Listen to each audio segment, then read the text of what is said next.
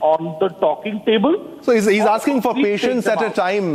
He's asking for patience at a time, this which is very difficult. And Major Tur, as per our sources, we're also getting to know that maybe Netanyahu has accepted that demand. But IDF on the other side, they say that if we get a green light, we'll continue with the strikes against the Iranian regime, because there's still confusion, because Netanyahu will also have to look at the reaction that is coming in from the home front. Now, let's go to another big breaking news. The Chief of the General Staff is currently in a situation assessment with the General Staff Forum. The IDF will strike the enemy with full force with the moment the green light is given. So this is a bit contradictory. The talks are happening and Netanyahu, maybe he has accepted as per some sources, they are saying, but we'll have to wait for the confirmation. But Israeli army says that we will strike back. All right, Major Tur, what do you think would be the reaction, the public demand, the public sentiment, especially in Israel? They're also very smart. They understand that if they escalate this war further, there will be losses for them. And will there be an assessment of the damage after the strikes and then a possible retaliation, sir? Saurabh, you see right now, as we speak, 90% of the Israelis are conscripts. They're part of the reserve for the Israel military operations, which are ongoing right now. So I'm sure that the mood in Israel definitely is very aggressive.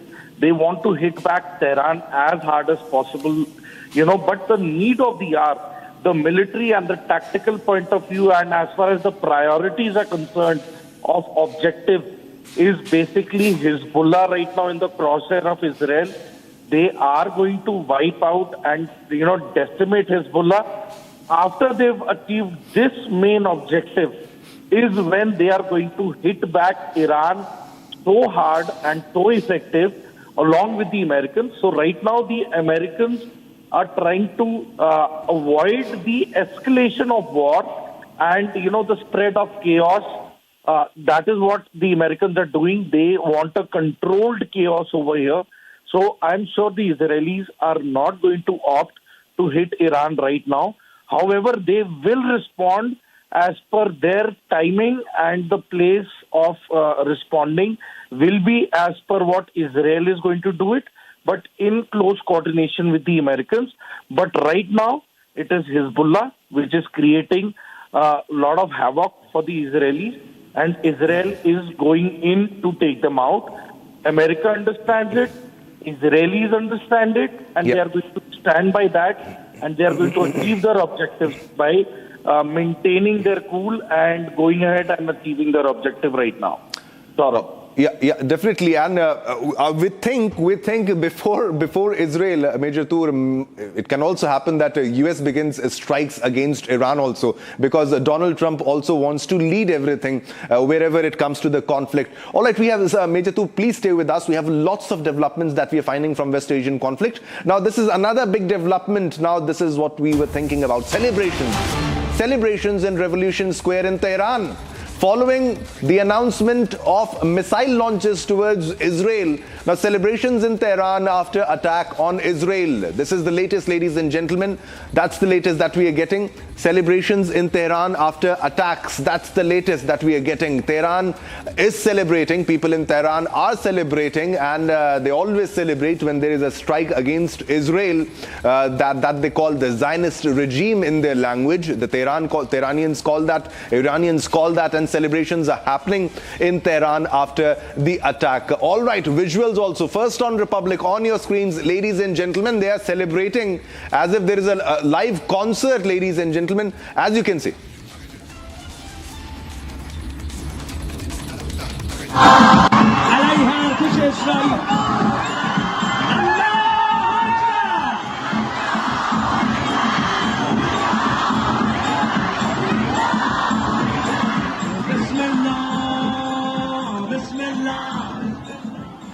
This is First on Republic, ladies and gentlemen. First on Republic, as you can see, exclusive visuals of the celebrations that are happening in Tehran after the attack on Israel. Exclusive visuals, ladies and gentlemen, as you can see, of the celebrations in Tehran after attack on Israel. We'll stay with the visuals, show the visuals, and Major Tur. These are exclusive visuals, Major Tur, exclusive visuals, First on Republic.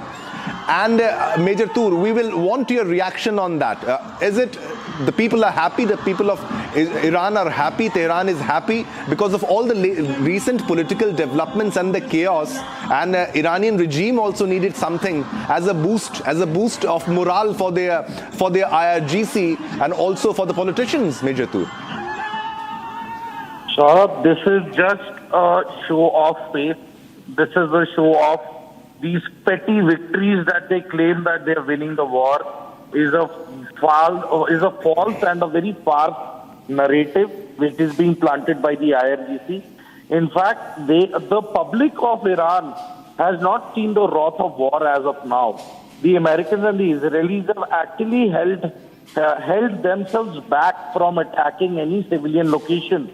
So that is what is encouraging these people to gather out in the open, despite the missiles being launched.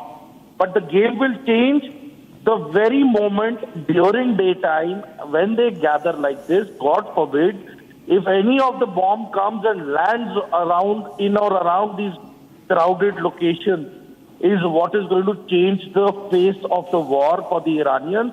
That is what is going to actually make them realize that war has reached their doorstep. So right now, it is the propaganda machinery.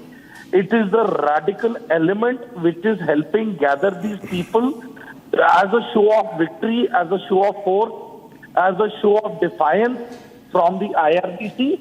But the moment the momentum of attack increases from the Americans and the Israelis, then that is where the reality is going to strike. The desalination plants for water have deliberately not been hit by the Americans and the Israelis so far. Once that is hit, the public will not have much water left for, just a week or two. Then they definitely will have to, if they will be displaced internally, they will have to move out of Tehran. So they are not realizing the magnitude of the issue right now. It is the adrenaline kick because of which they are out on the streets and they are probably encouraging this war to take place. And I am very sure that once the Americans and the Israelis increase the momentum against Tehran, it will be the people from these masses who will come in front of the camera and start saying that they were forced at gunpoint to gather at these locations. They were forced to come out of their homes and they were made to cheer for the IRGC. So these are the stories which will come up later. So this is what the reality is going to be. It has happened in Iraq before. We've seen it up close and personal. This is a repeat of what happened in Iraq. Again, the people and the masses did come out to support Saddam Hussein. But when the American forces reached the Tigris River and they entered Baghdad, the game changed altogether. Yep. So that is what is going to exactly happen in Tehran. That once the boots on ground happen and the Iranian forces start getting, clashes with the American forces, and probably Pakistani forces are going to be dragged in by these. Yeah, definitely. Major Tur, thanks a lot for your comment, and we'll need you for future bulletins also. We hope you will come live with us. And this is the latest visual, first on Republic, ladies and gentlemen. All right, we continue our coverage, ladies and gentlemen. Don't go anywhere because we'll bring you more developments from the West Asian region conflicts. Because as we speak, the fresh visuals speak what's happening. Fresh celebrations are happening in Tehran, and also Iran attacks Israel in the latest set of developments in the West Asian conflict as a result, as a retaliation over attacks at Beirut by Israel. Iran attacks Israel. Big development coming up next.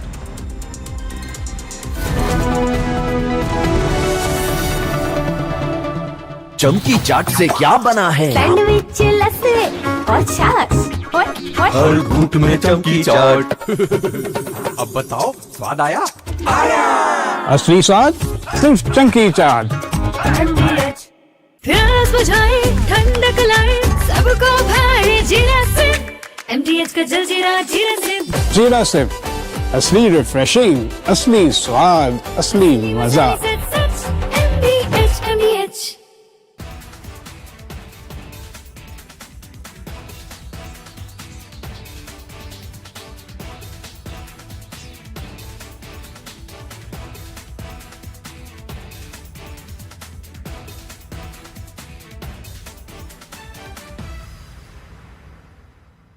I want to start with some very disturbing pictures that have come in of a so-called right-wing leader. His name is Sushil Prajapati. He is accused of rape. After being in jail for 9 months, he gets bail, which means he's still an accused. He's an accused in a rape case. And the case goes back to 2025 when he took an LLB student to one place on the pretext of introducing her to a senior advocate. He drugged her drink and then he sexually assaulted her.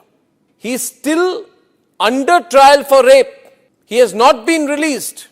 But when he comes out, this rape accused, garlands are put on him as if he's some kind of a hero, as if he's achieved something great. Is a rapist to be celebrated, ladies and gentlemen? I ask you that question.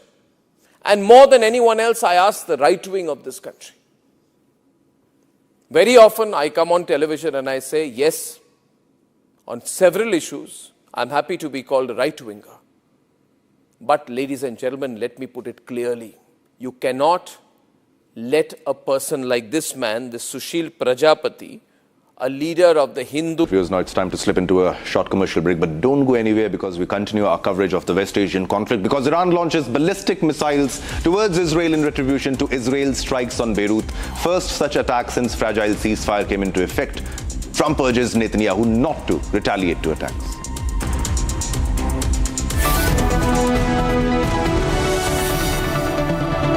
चमकी चाट से क्या बना है? आलू चाट या fruit चाट, स्वाद बनाए चमकी चाट। क्या बात है? स्वादिष्ट पकोड़े और फरसान, अरे चमकी चाट है इसकी जान। असली स्वाद सिर्फ चमकी चाट। In fact, very often I believe the only way to get justice in India is a media trial. So there's no reason for the media, if it's doing a good job of a media trial, to be on the back foot. In fact, the courts should stop making these overarching remarks about media trial and contemplate about one very basic thing. With the greatest of respect to the courts, when the other institutions fail, when people get let down by the system, when even the judiciary does not seem to be listening or raising a noise about issues, like in the case of Twisha Sharma. Who does the public look to for justice, for raising their voice, for bringing something that's utterly false, illegal or wrong to public attention? It is only and only the media. And today, therefore, we are doing a media trial in this specific case, ladies and gentlemen, of Twisha Sharma, the 33-year-old daughter-in-law of an ex-judge in a case where the ex-judge and the ex-judge's advocate's son appear to be more than involved. Ladies and gentlemen, 15 questions tonight. And if they think it's a media trial, so be it. So be it. Why did the ex-judge in the case of Twisha Sharma, neither she nor her son call a police or an ambulance? What took them 57 minutes to bring the body down? Where are the 3 men who are seen in the video dragging Twisha's body, destroying evidence? What was the police doing? Did they question the house staff? Did they question the judge? Was Twisha carrying headphones in her bag, in her hand, or a rope? Where is it now? Where is that so-called belt that cops claim was used by her to commit suicide? Why was it hidden? The mother-in-law, the ex-judge, walks up calmly while the body is being dragged down and evidence is being destroyed before the judge's eyes. Is that normal? Why don't the judges raise a hue and cry about it? Why don't the appellate courts take up this case suo motu? So people don't start believing that when an ex-judge is concerned, the victim will never get justice. Ladies and gentlemen, what was the ex-judge carrying in her hand when she went down? Where is all the CCTV footage? Did the police collect it? Why did the ex-judge's son Samarth Singh escape? From Asia's largest news headquarters,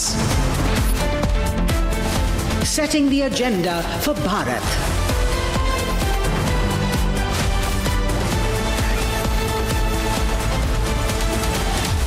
You're watching Republic.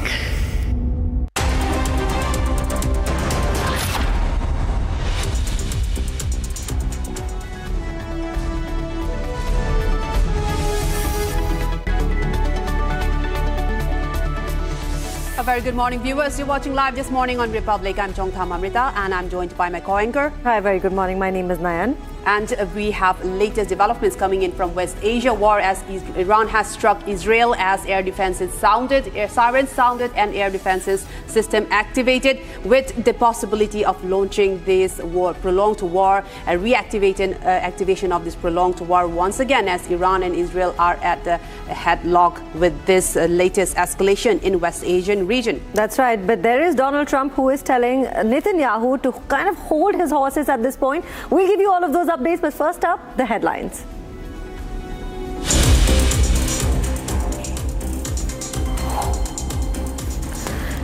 Iran launches ballistic missile towards Israel in retribution to Israel's strikes on Beirut. First such attack since the fragile ceasefire came into effect.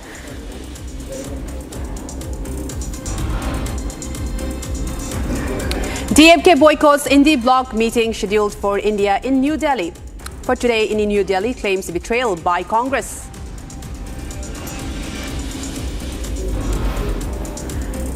"20 rebel TMC MLAs likely to head to Delhi to submit letter to seeking the speaker to separate the groups."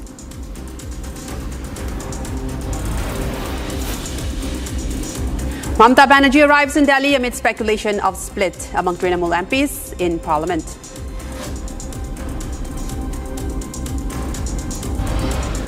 TMC to move High Court against Bengal Assembly Speaker's recognition of Rita Brata as leader of opposition. India-Bangladesh to hold annual Director General level border talks in New Delhi, first meeting since the BNP-led government assumed office in Dhaka. After 7.8 magnitude quake strikes Philippines on Monday morning, tsunami alerts issued in neighboring nations.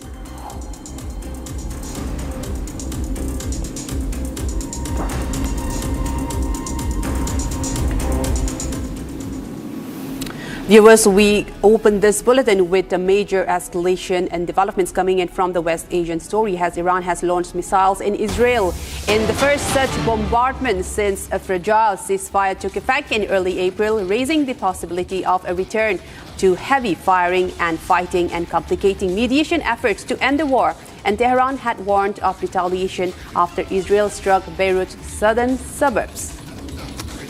And warning earlier Sunday in defiance of Washington's request days ago to stand down. Now, Israel had said that the Iranian-backed Hezbollah fired at the northern Israel earlier in the day. What you're seeing on your television right now is the bombardment that is taking place. In fact, ballistic missiles have been shot down at Tehran, Iran.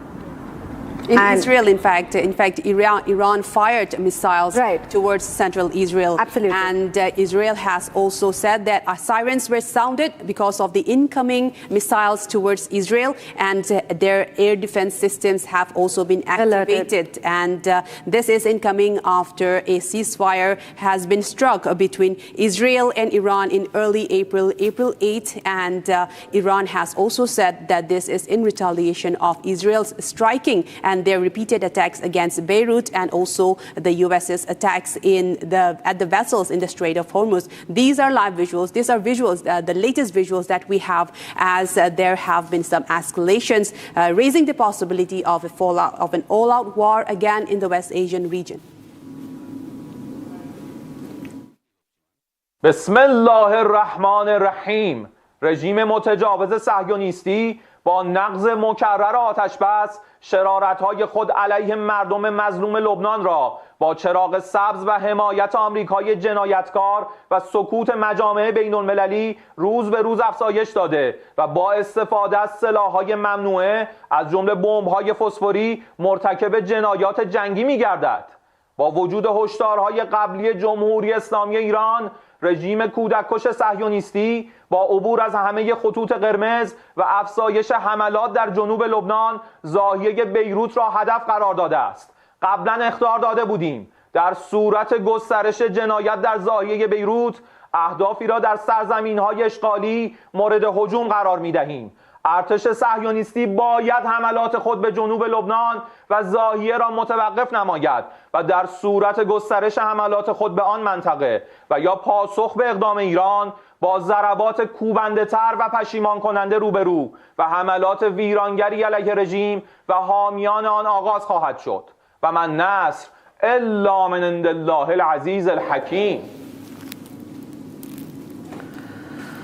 All right, we have our colleague, Mr. Saurabh Shukla, who is also the founder of News Mobile and the chief consulting editor for Republic TV, joining us live all the way from Washington, D.C. Saurabh, thank you for joining us. First up, I'm going to ask you that there are sounds of the sirens all across northern Israel. There's also, amidst the Iranian ballistic missiles attack that has been taking place right now. Now, the IDF is saying it's working on intercepting these projectiles. What is it that you understand of this situation? War started and the ceasefire was holding. My sources here in Washington, D.C. are telling me that obviously they view this as a very serious escalation on part of Iran, and efforts are on to persuade the Israeli leadership, including Prime Minister Netanyahu, not to respond or retaliate as of now, because sources telling me that they are trying very hard through back channels to make sure that there is some kind of a that both sides can resume the dialogue which has been going on. It's been a very, very fractured Iranian leadership that has come to the fore when this dialogue was happening, because at one side there are moderates within Iran who want now some kind of an agreement with the US and Israel to end this war completely.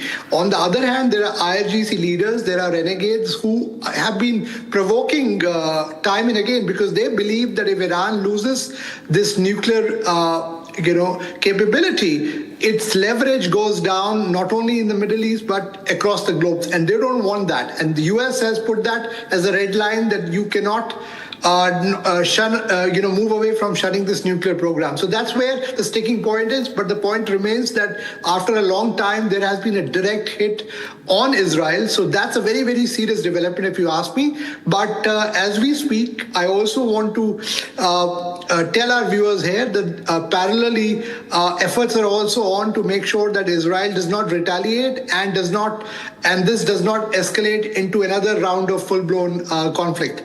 Right, and Saurabh, as you were saying that Donald Trump has in fact asked Netanyahu to hold back from attacking or retaliating against this particular attack. But again, IDF has said that they are awaiting green light from the higher-ups to whether to launch this attack, and saying their all systems are activated and ready to strike. So this really shows there's a miscommunication, or will Israel listen to Donald Trump's warning to hold back this attack?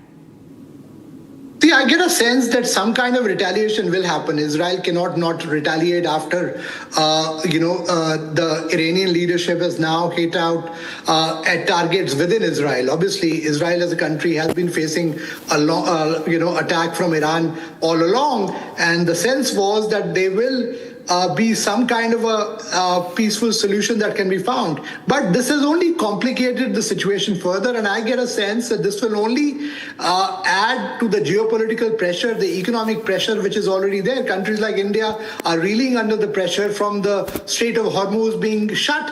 I don't see that reopening again in the near future till unless you have a deal. And my sources are also telling me that a template is ready, but they have to make sure that the Iranian renegades, IRGC commanders who are launching these attacks, they have to be controlled. How they're going to do that is a big question, but I still see this as a serious escalation. I hope the situation can come around from there, but otherwise, if this turns into a full-blown conflict yet again, we are headed for further geopolitical, I would say, a crisis of sorts. But now, as I mentioned earlier, there are still efforts on, and I'm hopeful that some kind of and level-headed leadership on both sides will have some kind of sway on this. Otherwise, we have not only these countries which are directly impacted in this war, but countries across the globe which are getting impacted because of this war which has lasted for over 100 days now. Right, Saurabh, thank you. Thank you for giving us those updates. Please stay with us. We have another big breaking news that's coming in right now. We have viewers. We will get on to more information on this. Saurabh, please stay with us. There is a rapidly escalating situation in the Middle East. We have fresh reports stating that Iran's foreign minister, Abbas Araghchi, has made half a dozen calls after this strike at Israel. Now, Pakistan, United Kingdom, France, Egypt, Qatar, Turkey all have got the same message. Iran is saying that it not only responded to Israel's ceasefire violations in Lebanon. Now, meanwhile, we're also getting to understand that this has also come after he had this continuous consultation with the Pakistani Army Chief Field and Marshal Asim Munir after this missile launch actually took place. Now, Araghchi has discussed and consulted with all of these foreign ministers from France, from Qatar on separate phone calls, and he is responding that Israel and the Islamic forces who have repeated the violations of ceasefire on Lebanese front. And these are the latest regional developments that we're getting.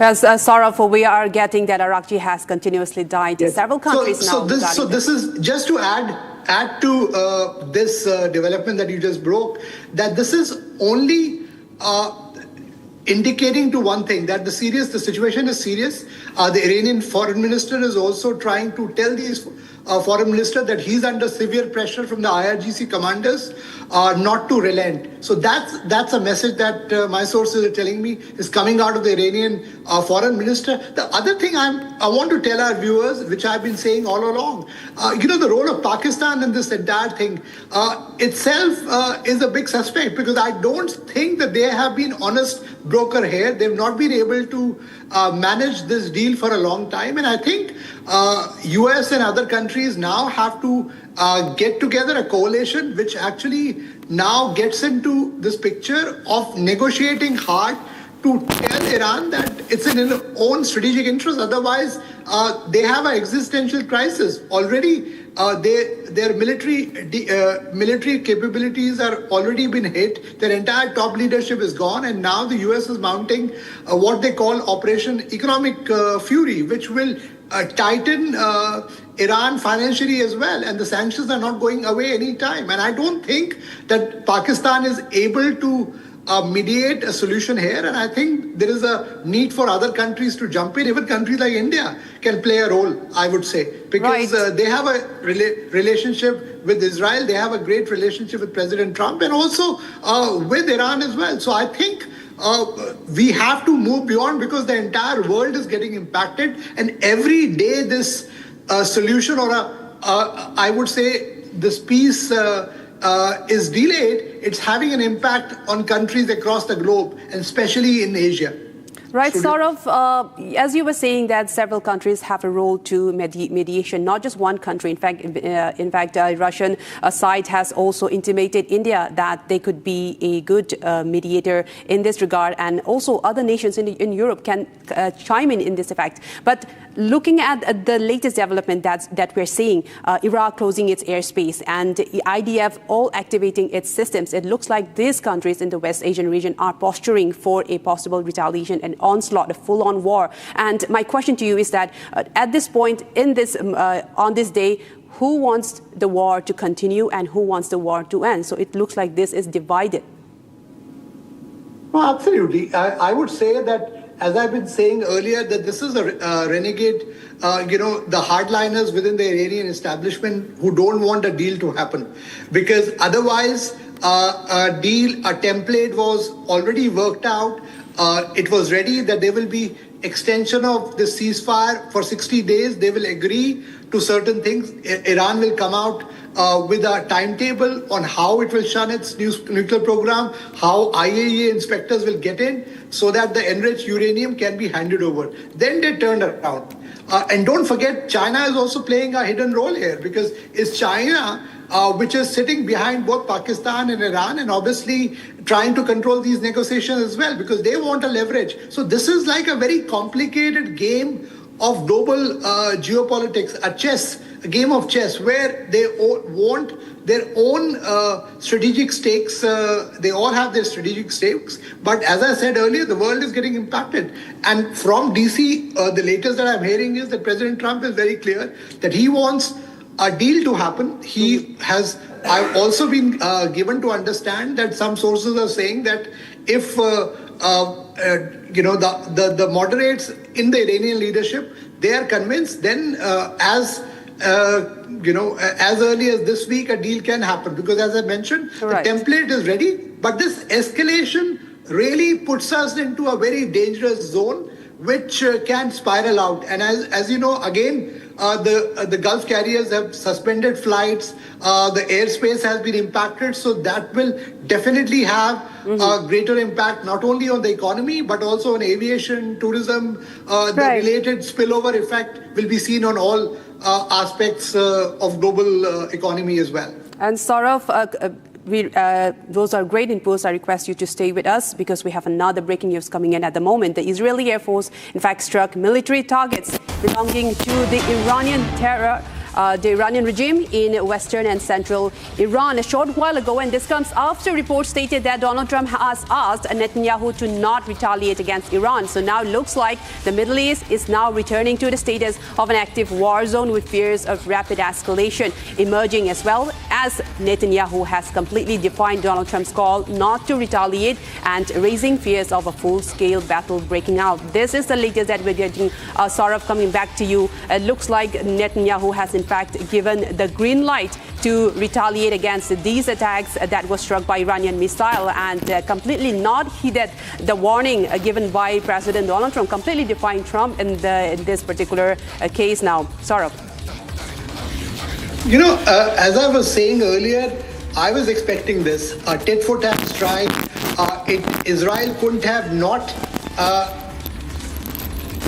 essentially dealt with this Iranian attack on its territory without mounting some attacks. Whether this will continue, we'll have to wait and watch, because in case this was only a one-off attack done to send out a message to Iran that Israel has the capability, then it's all right. If this continues beyond this, then we run the risk of this spiraling out, and you will be back to the end of the ceasefire and active war situation in the Middle East. And that obviously will be disastrous at this stage, and we will really go back to the pre-ceasefire time when this war had just started. So we have to wait and watch, but this is a very serious development of the fact that the tit-for-tat attacks have happened, and we really have to see what will happen to the peace process, which was anyway a very fragile peace process and was already in tatters.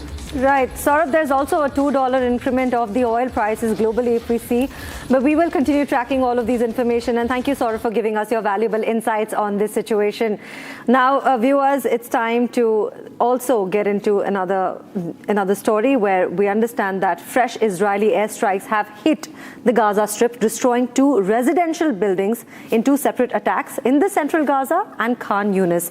Now, residents say that both strikes came shortly after the evacuation warning were issued by the Israeli military. That's right, Nayan. And also the latest attacks have added to the humanitarian crisis in Gaza, with displaced families once again forced to search for shelter amid continuing hostilities. Take a look at his full report for more information.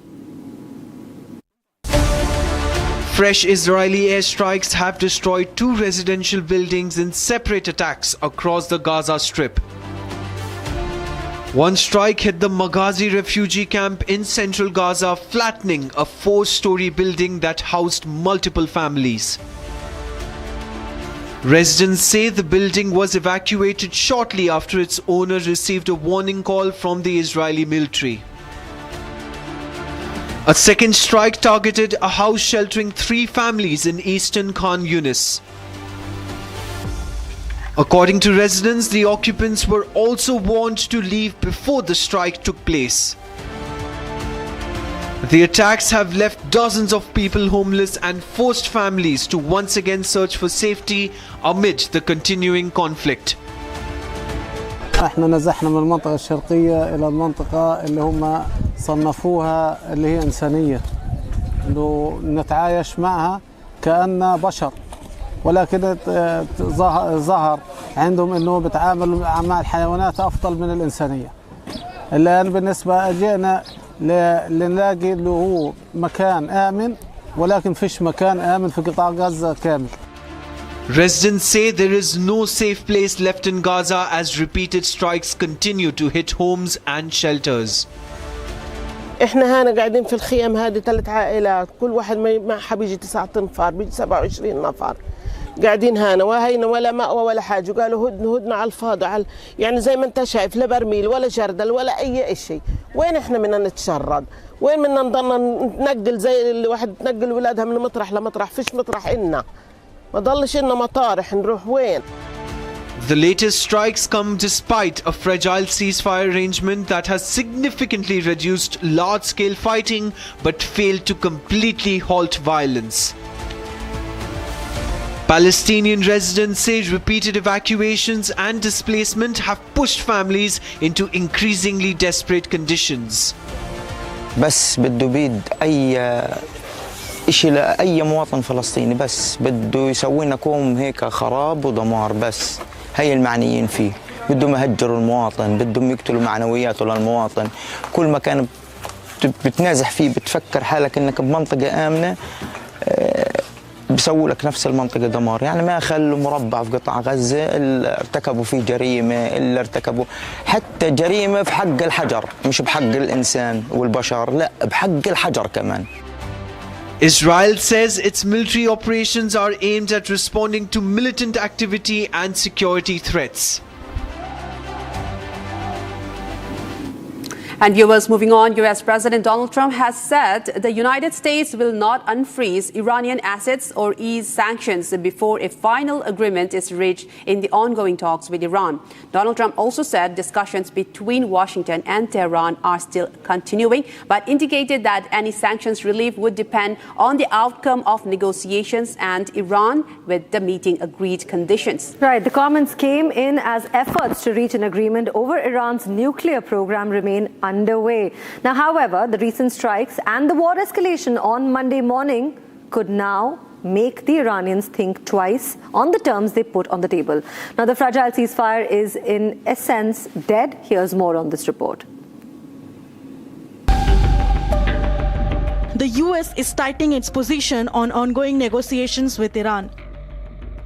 In a recent interview, Trump said that billions of dollars in frozen Iranian assets will remain out of reach and sanctions will remain in place until a final peace agreement is signed. The message from Washington is clear: no upfront concessions, no advance relief, and no rewards before a deal is done. Trump also said that discussions with Tehran remain active, but stressed that any agreement must first address key concerns of the US. However, the US continues to insist that Iran must never be allowed to obtain a nuclear weapon, with concerns around Iran's enriched uranium stockpiles being a major sticking point. Trump also demanded transparency from Iran on their nuclear program and what they intend on doing with the material. For now, both sides remain in talks, but with Washington refusing to ease pressure before a final agreement, the path to a negotiated breakthrough remains uncertain.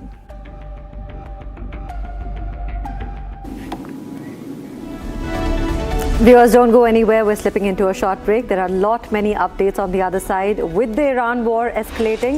We'll give you more of those updates, but...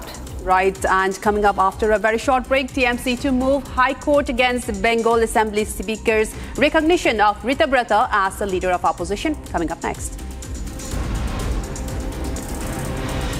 Also coming up, India-Bangladesh to hold annual Director General level border talks in New Delhi. First meeting since the BNP-led government assumed office in Dhaka. Coming up.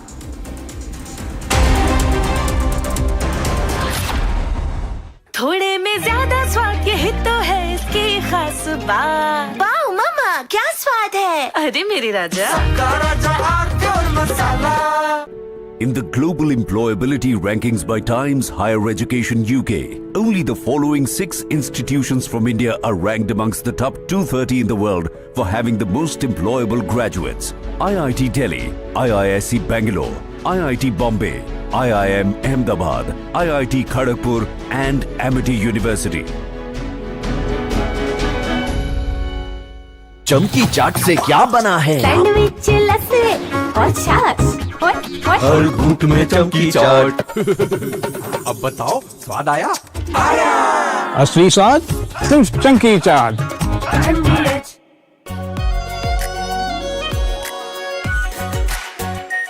Are pure shahi paneer masala, delicious, healthy every day.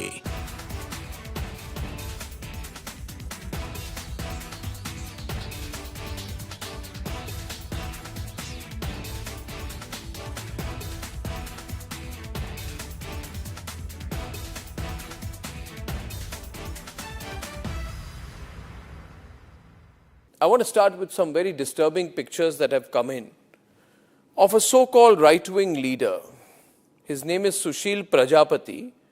He's accused of rape. After being in jail for 9 months, he gets bail, which means he's still an accused. He's an accused in a rape case. And the case goes back to 2025 when he took an LLB student to one place on the pretext of introducing her to a senior advocate. He drugged her drink and then he sexually assaulted her. He is still under trial for rape. He has not been released. But when he comes out, this rape accused, garlands are put on him as if he's some kind of a hero, as if he's achieved something great. Is a rapist to be celebrated, ladies and gentlemen? I ask you that question. And more than anyone else, I ask the right wing of this country. Very often I come on television and I say, yes, on 7. Taking a very short break, but coming up after the break, TMC to move High Court against Bengal Assembly Speaker's recognition of Rita Brata as the leader of opposition. Also coming up after a short break, India-Bangladesh to hold annual Director General level border talks in New Delhi. First meeting since the BNP-led government assumed office in Dhaka.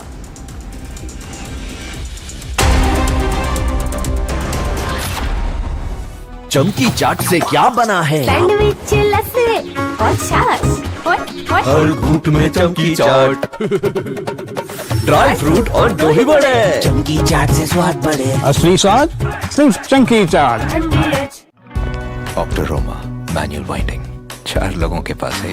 कुछ इससे भी अनोखा। कमला पसंद सिर्फ एक अनोखा स्वाद। कमला पसंद पान मसाला। आर प्योर सूजी पास्ता उबालो मिलाओ और खाओ 8 मिनट में तैयार। क्या टेस्ट है सबका राजा R pure masala. In fact, very often I believe the only way to get justice in India is a media trial. So there's no reason for the media, if it's doing a good job of a media trial, to be on the back foot. In fact, the courts should stop making these overarching remarks about media trial and contemplate about one very basic thing. With the greatest of respect to the courts, when the other institutions fail, when people get let down by the system, when even the judiciary does not seem to be listening or raising a noise about issues, like in the case of Twisha Sharma. Who does the public look to for justice, for raising their voice, for bringing something that's utterly false, illegal or wrong to public attention? It is only and only the media. And today, therefore, we are doing a media trial in this specific case, ladies and gentlemen, of Twisha Sharma, the 33-year-old daughter-in-law of an ex-judge.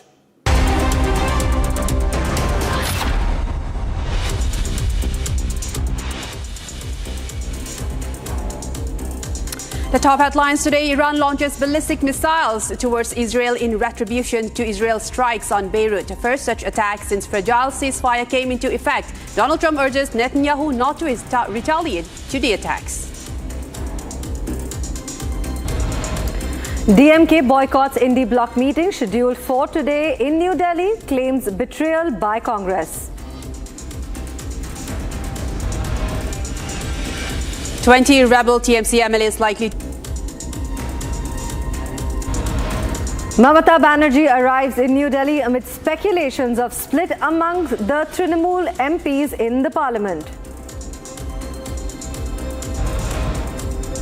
TMC to move High Court against Bengal Assembly Speaker's recognition of Rita Brata as the leader of opposition. India-Bangladesh to hold annual Director General level meeting, border talks in New Delhi. First meeting since the BNP-led government assumed office in Dhaka.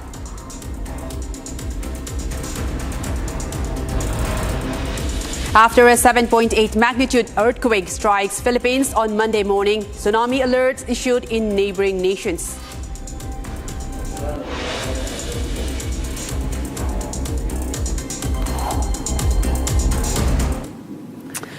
We have the latest in the West Asian story. Another escalation now coming in. Loud explosions have been heard in several Iranian cities, including its capital Tehran, and Tabriz and Isfahan were also struck. And now this comes after the IDF said the Israeli Air Force struck military targets belonging to Iran.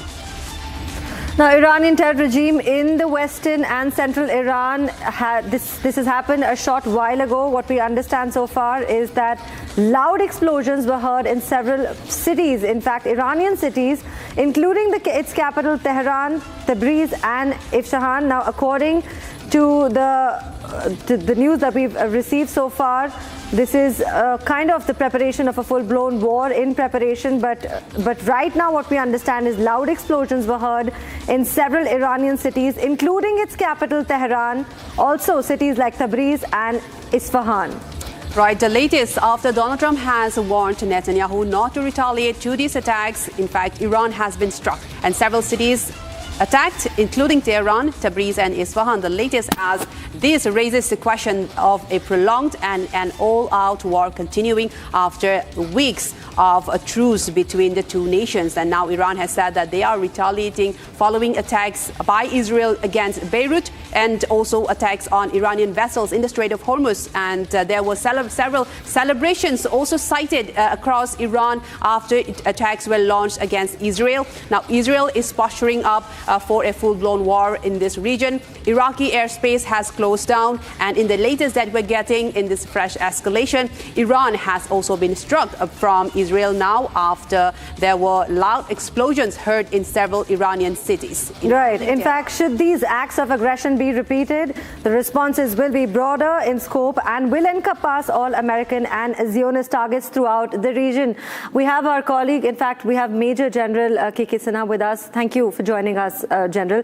These are interesting times. What we understand so far is that now fresh attacks have been launched, and I want to understand, just a few minutes ago, we were having a conversation with Saurabh Shukla, who's also a consulting editor. We're trying to understand, is this war going to escalate, or is there going to be a ceasefire which has already taken place, which will be put into effect? Good morning and Jai Hind. See, the possibilities are two. One is to escalate to de-escalate, and other thing that goes for a full-grown war in the West Asia. The defiance is basically by the Israeli. They have gone to Lebanon, and the peace talk, the ceasefire, which started from 8th April and today is the 8th June. I think that the retaliation has come directly to Israel by Iran, and Iran has been saying that they should not go to Lebanon because Lebanon, the way it has been hit, Hezbollah, especially in the southern Lebanon, up to the Litani River, I think it is more or less in the control of Israelis, and Iran has got no choice than to retaliate. One more thing is there that Iran has gone so much of confidence, in their what they did it after the 40 days war, that is on 8 April 2026. They have got a lot of confidence because the way they have stuck the military targets of all the bases of America. I think they have got confidence and they are able to recoup themselves after the 40 days and when the ceasefire started on 8th April. Off and on, there was a violation of ceasefire, but this was holding to us, and this escalation, which has happened on Sunday, when Iran has retaliated in spite of telling number of times that they have to stop in the Lebanon, because that is the first point, for the peace talk. But that was violated by Israel, in spite of Trump saying Netanyahu not to go for it. But the Netanyahu wants to escalate it. Whether the American will join, American will also violating, in the form of state of Hormuz. All along, they have been firing the southern coast area. But now let's see whether, Iran or the Israel, have escalated to it gets de-escalated. That is generally happens in a war situation. Escalates and then de-escalates. Right, Major General, I request you to stay with us because we have latest visuals now coming in from Iran and we'd like to play that out for our viewers as well. I request you to stay with us.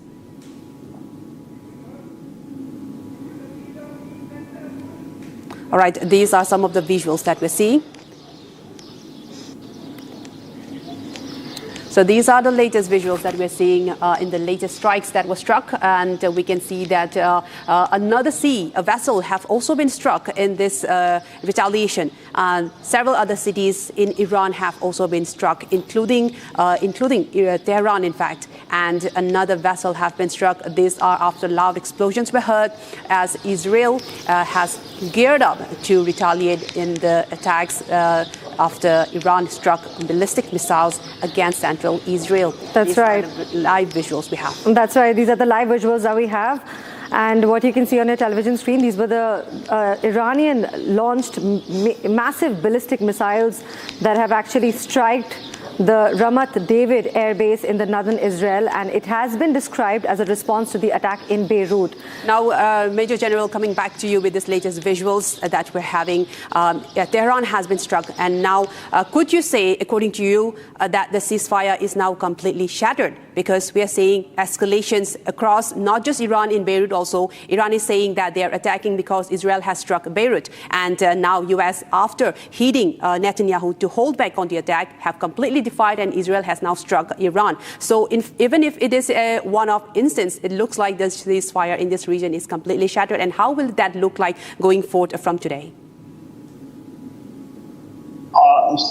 This violation of ceasefire is very, very serious, and this is after repeated, Iranian threat that they are going to, retaliate in favor of Hezbollah and what the Israelis are doing in Lebanon.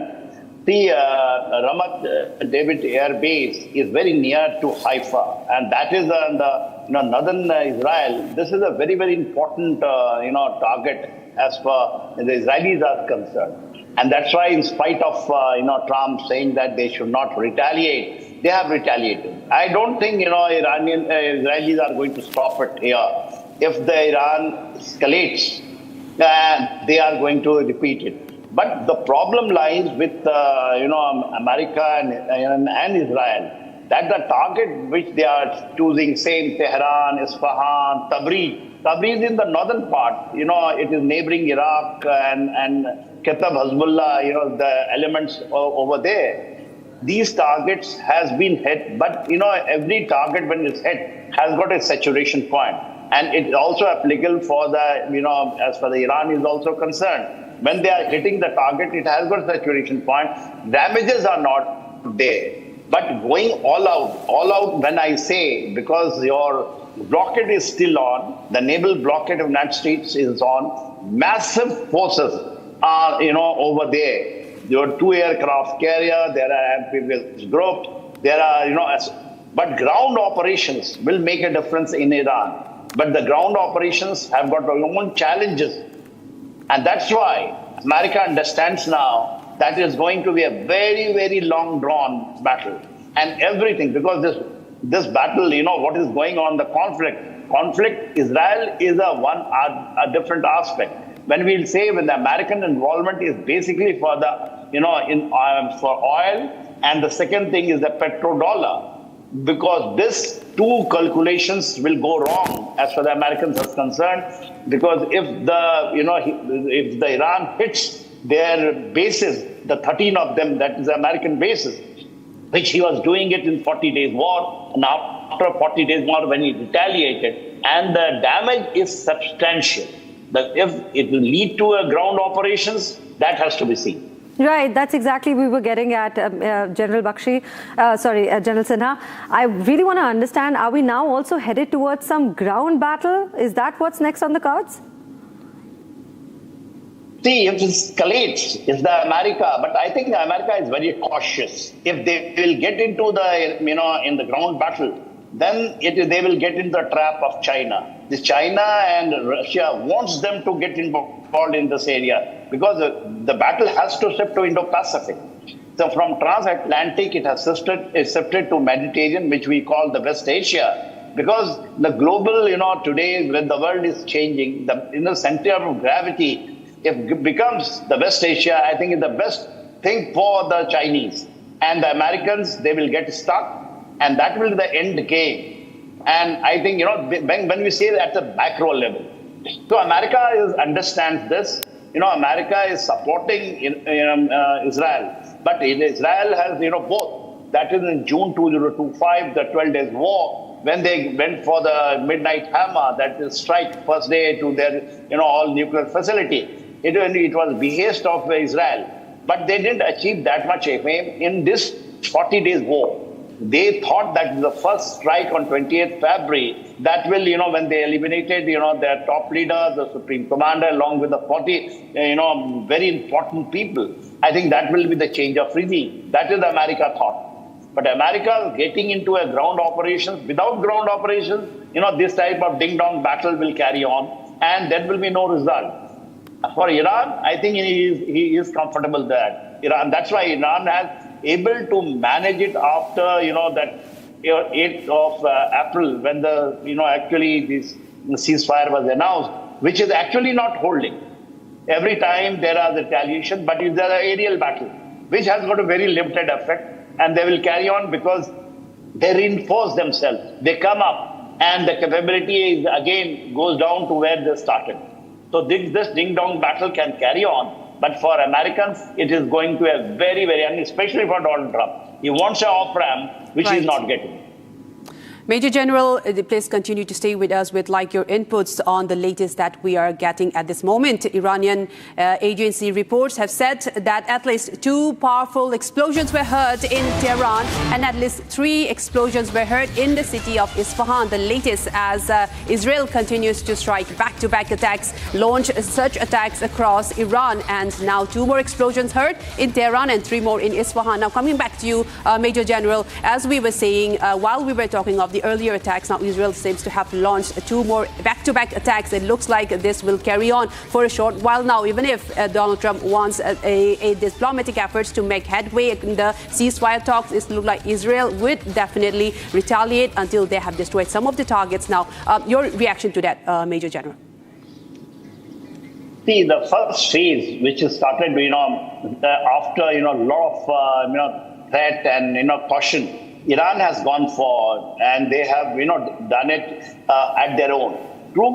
Operation True Promise, 1, 2, 3, and this is if going to be the 4th, which they have did it. And this is the Iranians have did. They must have calculated a lot of things, and they know that the retaliation is coming. And see, the retaliation is coming where? Tehran, their capital, the same old target area. There is nothing much there, militarily. If you see that, the Israelis can do. Isfahan is the area where actually their nuclear, enriched uranium. This is the Americans and Israelis feel that it is in this area. And Tabriz is up north. It is in the northwest, and that is very important. Why they have gone for Tabriz? But the point is like this, we have to understand, if Iran is going to retaliate after this, then it is going to escalate. If the Iran takes it, or if there is nothing comes more, then the normal business is going to carry on what is happening, from 8th of April. There is a talk, there is a, violation. But if it escalates, if the Americans join, it's likely that it's going to, escalate, which I feel it is not likely, because the Americans have got real challenges. If they will get involved, it will be very difficult to get off-ramp and what they are looking for. Right. Thank you, General. Please stay with us. We have another big breaking news that's coming in right now. Trump says new Israel-Iran strikes won't affect peace deal. US President Donald Trump said on Sunday that the new strikes by Israel and Iran would not affect his administration. In fact, his administration's peace talks with Tehran. He's saying that the Israeli Prime Minister Benjamin Netanyahu does not call the shots. Now, that is a direct, if I may say so, a direct call by Donald Trump, where he is saying on Sunday, in fact, he said that the new strikes that are taking place and unfolding in Israel and Iran would not affect his administration. Major General Sinha, I need to understand, how does this unfold with these new, claims by Donald Trump, where he's saying that his peace talks are not going to get affected? As for the Americans concerning, which I said that they are thinking, they are actually very desperately looking for an off-ramp. So from American side, they will try to that the peace talk carries on. And both their envoy, Steve Witkoff and Jared Kushner, they are on for a bigger game. And this is the way when we see, that as far the nuclear issue is concerned is one, but their game is a bigger game. And Donald Trump feels that, at some point of time, he will get all these aims completed in the West Asia. His West Asia aim is a macro level game when we see, geostrategically the way the Americans are doing it, especially into the Eastern hemisphere. And now this is the central hemisphere when we talk about it. This is a bigger game they are playing. And the Americans, as far as the Israelis are concerned, Israelis now, from greater Israel, people talk about it, especially Netanyahu. Netanyahu is, because his political challenges are there. If this war stops, probably his own, prime ministership will go. That challenges are there, and they think that there is opportunity for a greater, because what they have done in Gaza. In Gaza, they have got 70% area now they are under control. Yellow line is extending. West Asia, they have, West Bank, they have able to do it. They have done it in Golan Heights. Golan Heights, the buffer zone, they have totally occupied, which is next to Syria. Now in Lebanon, they are very close to Litani River. They wanted to get into the southern Beirut, which Americans, especially Donald Trump, was able to stop them because their forces are deep inside in that area. The Tyres, which is the southern city of Lebanon, that is totally destroyed. They wanted to destroy Beirut, but I think, the Lebanon, Hezbollah and Lebanon, the two factions, the government over there, they have got some problem. But I don't think they will be able to do it. They can take it because Litani River, that is about 28 kilometers deep inside, southern side of Lebanon, they are more or less under their control. Right. And Major General, there's also one another angle that I'd like your comments on. It's regarding the truce talks. As Donald Trump has said, this latest escalation will not affect the ceasefire talk, saying that Netanyahu doesn't call the shots. And we also remember that just a few days ago, there have been a falling out between Donald Trump and Netanyahu, saying that there was some heated exchange on a phone call between Trump and Netanyahu. And now Netanyahu has completely disregarded Donald Trump's warning not to attack Iran, and they have gone ahead to attack several cities. Now, between these two leaders, between Israeli Prime Minister Netanyahu and President Trump, is there a leadership fallout happening? Because it looks like Donald Trump wants the ceasefire truce talks to go through, even as Netanyahu continues to call for the strikes to continue. See, we have to understand one aspect, why, there is a defiance by, Netanyahu. Jewish lobby in the United States of America still have that hold. And in his administration, Trump's administration, especially the Pete Hegseth, who is their Secretary of War, is more or less, because J.D. Vance, the Vice President, he is totally against it. He's not coming openly. Now he's supporting it. But Trump has understood this because November is coming very, very close. If they will get involved, you take it that because America will not be able to do it until unless they do some ground operation and get a success.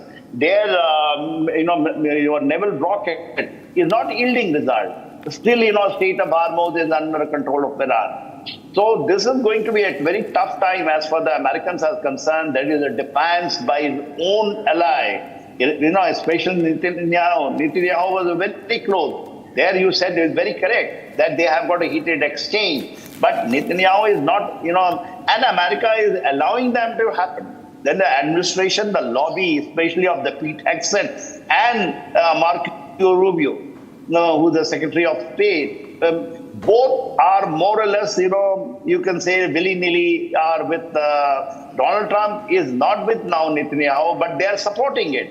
And the Jewish lobby is supporting it and forcing it through. And that's why Netanyahu is doing all this, in spite of absolutely in public domain. Now it is there that Trump doesn't want that to escalate.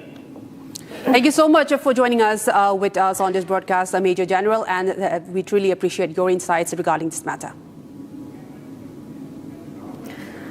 All right, viewers, it's time to slip into a short break. Don't go anywhere, because once you come back, there are a lot of more updates that are taking place in the West Asia war. But for now, coming up next, after a 7.8 magnitude quake has struck the Philippines on Monday morning, tsunami alerts have been sounded in neighboring nations.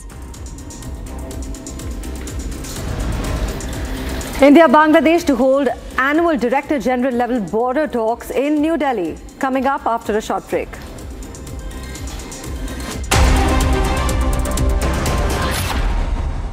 थोड़े में ज्यादा स्वाद यही तो है इसकी खास बात। वाओ मामा, क्या स्वाद है? अरे मेरे राजा। In the global employability rankings by Times Higher Education UK, only the following 6 institutions from India are ranked amongst the top 230 in the world for having the most employable graduates. IIT Delhi, IISc Bangalore, IIT Bombay, IIM Ahmedabad, IIT Kharagpur and Amity University. प्यास बुझाए, ठंडक लाए, सबको भाए जीरा से। MTH का जलजीरा जीरा से। जीरा से असली रिफ्रेशिंग, असली स्वाद, असली मजा। MTH।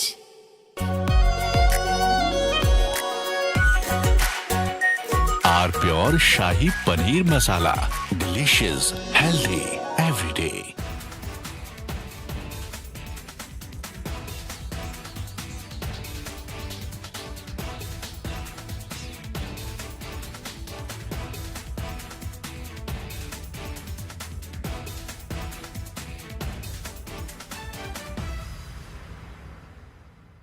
I want to start with some very disturbing pictures that have come in of a so-called right-wing leader. His name is Sushil Prajapati. He is accused of rape. After being in jail for 9 months, he gets bail, which means he's still an accused. He's an accused in a rape case. And the case goes back to 2025 when he took an LLB student to one place on the pretext of introducing her to a senior advocate.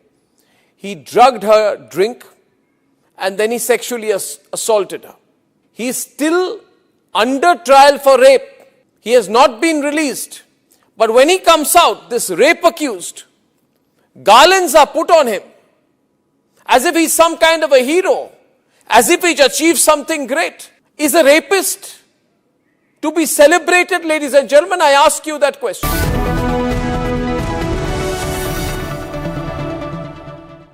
Well, viewers, now it's time to slip into a short commercial break, but don't go anywhere because we continue our coverage of the West Asian conflict because Iran launches ballistic missiles towards Israel in retribution to Israel's strikes on Beirut. First such attack since fragile ceasefire came into effect. Trump urges Netanyahu not to retaliate to attacks.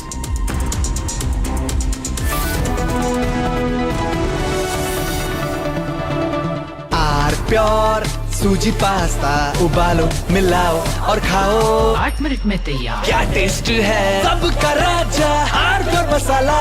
AU current account के साथ मिलता है free UPI QR overdraft facility और एक ही app से bank के सारे काम। AU सोच बदलो और बैंक भी। चमकी चाट से क्या बना है? आलू चाट या फ्रूट चाट, स्वाद बनाए चमकी चाट। क्या बात है? स्वादिष्ट पकोड़े और फरसान, अरे चमकी चाट है इसकी जान। असली स्वाद सिर्फ चमकी चाट। रानी, इस घर में कुछ है जो टूटता नहीं। ये पिलर कभी नहीं टूटेगा। रुंगटा स्टील TMT से बना। रुंगटा नहीं तो घर स्ट्रॉन्ग नहीं। रुंगटा स्टील TMT बार एकदम solid.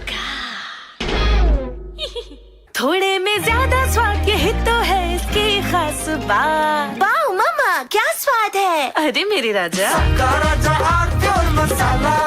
In fact, very often I believe the only way to get justice in India is a media trial. So there's no reason for the media, if it's doing a good job of a media trial, to be on the back foot. In fact, the courts should stop making these overarching remarks about media trial and contemplate about one very basic thing. With the greatest of respect to the courts, when the other institutions fail, when people get let down by the system, when even the judiciary does not seem to be listening or raising a noise about issues, like in the case of Twisha Sharma, who does the public look to for justice, for raising their voice, for bringing something that's utterly false, illegal or wrong to public attention?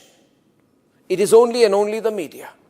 And today, therefore, we are doing a media trial in this specific case, ladies and gentlemen, of Twisha Sharma, the 33-year-old daughter-in-law of an ex-judge, in a case where the ex-judge and the ex-judge's advocate son appear to be more than involved.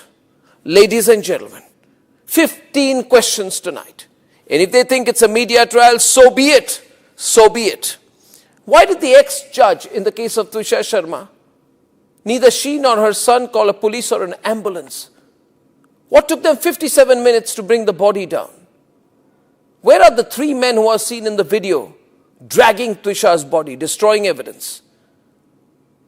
What was the police doing? Did they question the house staff? Did they question the judge? Was Twisha carrying headphones in her bag, in her hand, or a rope? Where is it now? Where is that so-called belt that cops claim was used by her to commit suicide? Why was it hidden? The mother-in-law, the ex-judge, walks up calmly while the body is being dragged down and evidence is being destroyed before the judge's eyes. Is that normal? Why don't the judge... From Asia's largest news headquarters, setting the agenda for Bharat.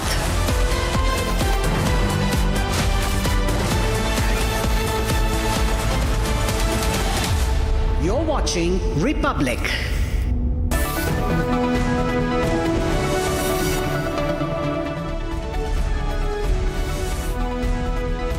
Hello viewers, we are live this morning. I'm Shivangi Shukla getting you the latest coming in, and I have my colleague with me, Shivam. Shivam, we have a lot lined up for our viewers today. Now we understand Iran has fired missiles at Israel in a first attack since the April ceasefire. Once again, President Trump is urging restraint, so no end to the escalation.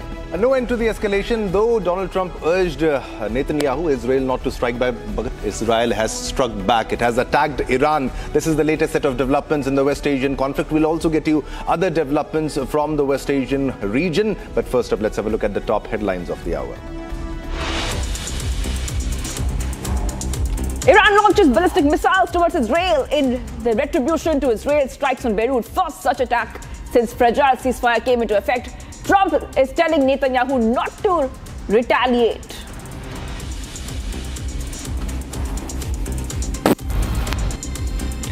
DMK boycotts Indy bloc meeting scheduled for today in New Delhi, claims betrayal by Congress.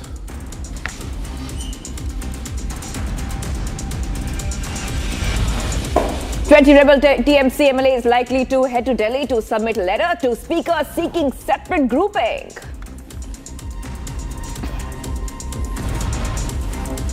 Mamata Banerjee arrives in Delhi amid speculation of split among Trinamool MPs in Parliament.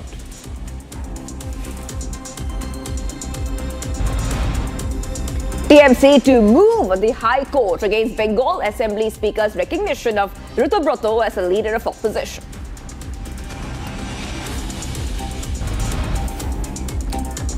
India-Bangladesh to hold annual Director General level border talks in New Delhi. First meeting since the BNP-led government assumed office in Dhaka.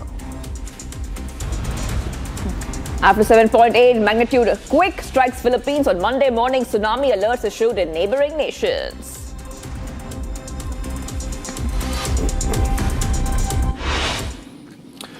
All right, Shivam, getting some breaking news for our viewers. Something is happening because Iran has now, just a short while back, attacked Israel. Loud explosions heard in many Iranian cities.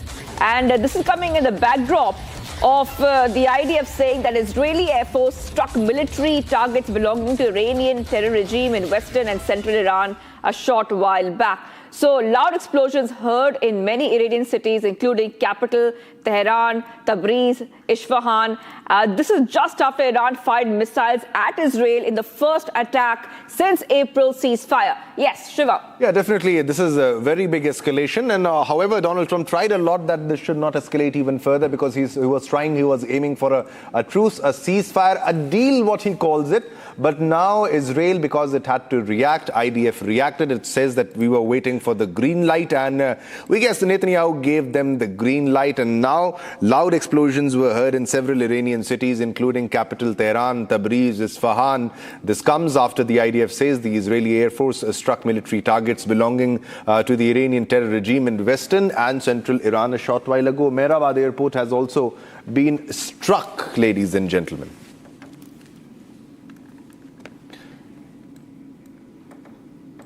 All right, we will go across to our guest, Major General Rajan Kochar is joining us live this morning. Thank you for joining us. Major General, what we see is that diplomacy tried its best to stop this escalation. But once again, we see escalation happening. There is a crossfire once again between Iran and Israel. What are you looking at? According to you, do you think we need one more round of diplomacy to solve this, or this is beyond that? Good morning. You see, it is, I think, beyond diplomacy as of now, because if you would have seen right from the beginning when these negotiations were taking place with Iran and the United States, Israel was not a party to it, and there was no negotiator from Israel. So it was becoming very, very clear that it was a kind of a one-sided negotiation where Israel was not involved, and deliberately Israel had kept itself out of the negotiations because of the war in Lebanon. Because we need to understand that in spite of ceasefire, in spite of talks going on, the Lebanon offensive was continuing, and today what is happening in Lebanon is there is a very sizable force of the Israel Defense Forces. There is an armored division there. There is an infantry division there. There are 3 independent infantry brigades, air power. Everything is being used by Israel now. And of late, Israel has been able to achieve a great success. If you remember, a fort, Beaufort castle was captured because that's a prominent feature. And now possibly the red line has been crossed by attacking targets in Beirut.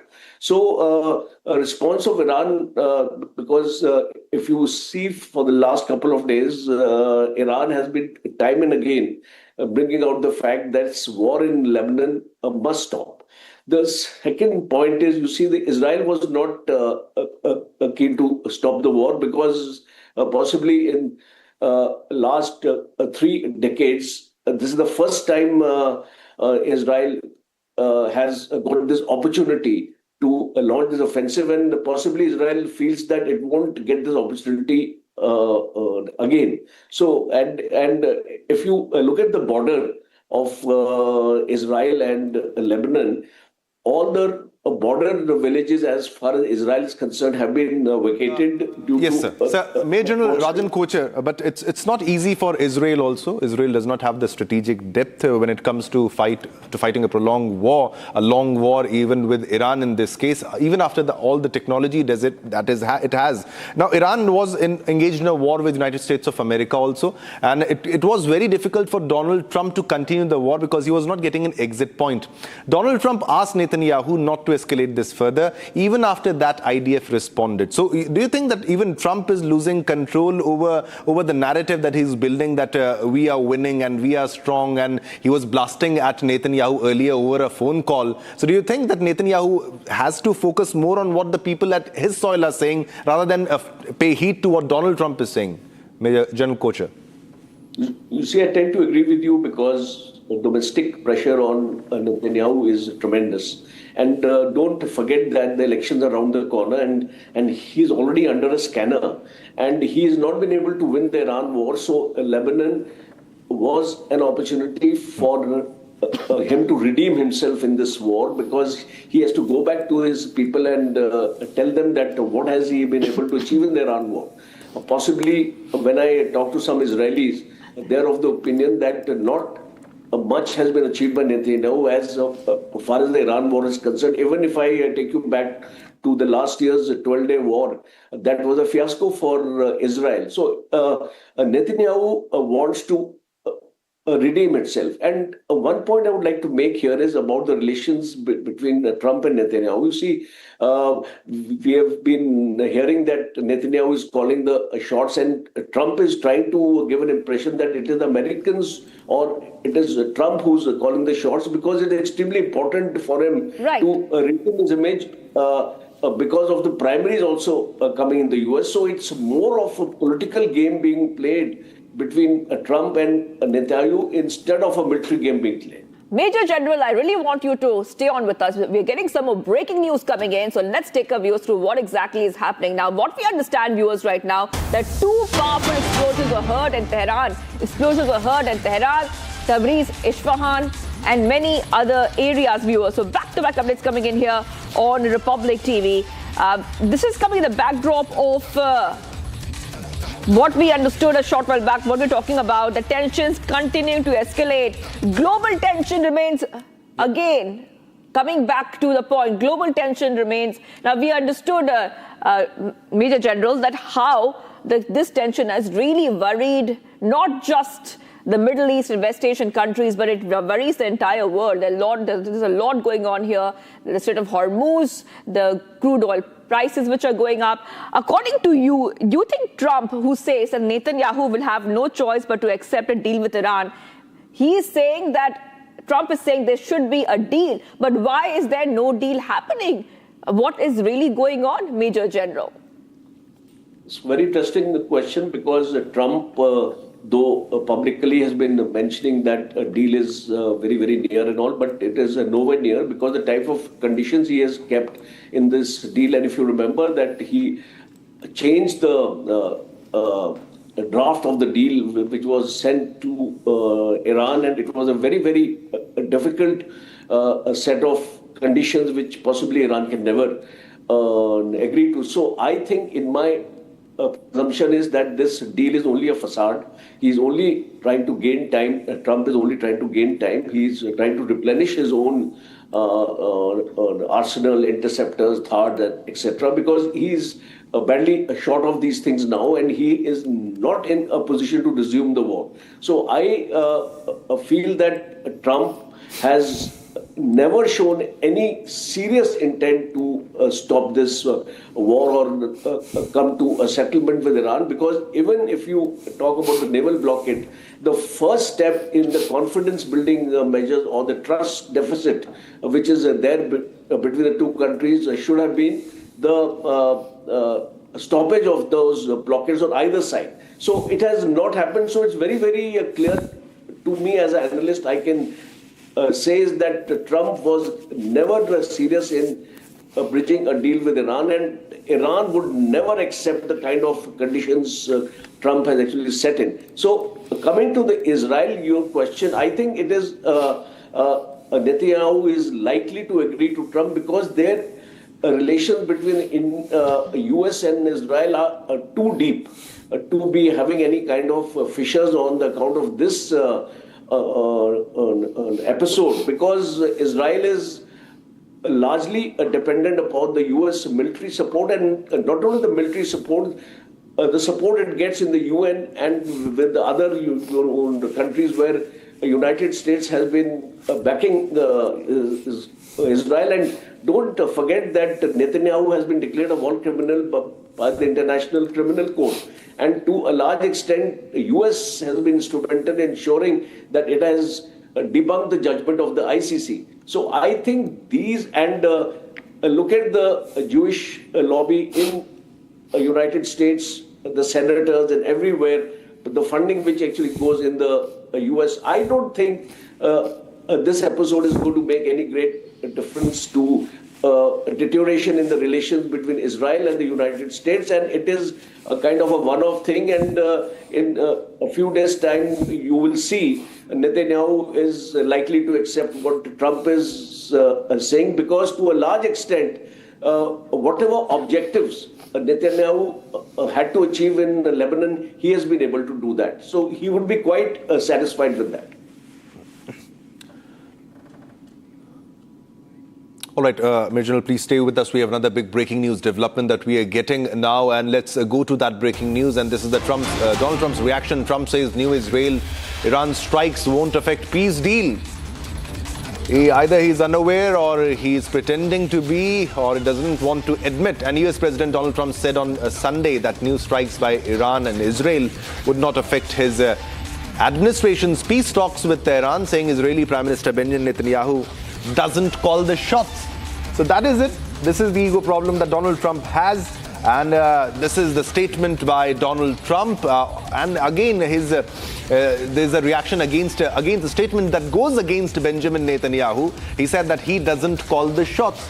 Earlier, there was a phone call, and there was a tense phone call between both of them, that is Donald Trump and Benjamin Netanyahu, and he called him crazy during that phone call. And now Donald Trump says that new Israel-Iran strikes won't affect the peace deal, and it is not Netanyahu who calls the shot, and Netanyahu doesn't call the shots on the peace deal. All right, Major General Kocher, if you look at this reaction that is coming in, and that's a typical reaction that you can expect from Donald Trump. He says that this is Benjamin Netanyahu. He doesn't call the shots, and the peace deal will go on even after the Iran-Israeli airstrikes. Your reaction on that too, Major General Kocher? See, there cannot be a peace deal. I don't think that Trump's statement can be taken very seriously, because such statements we are hearing every day, and Iran is not going to accept what Trump is trying to say as far as the peace deal is concerned, because as I mentioned earlier, the peace deal was not going anywhere.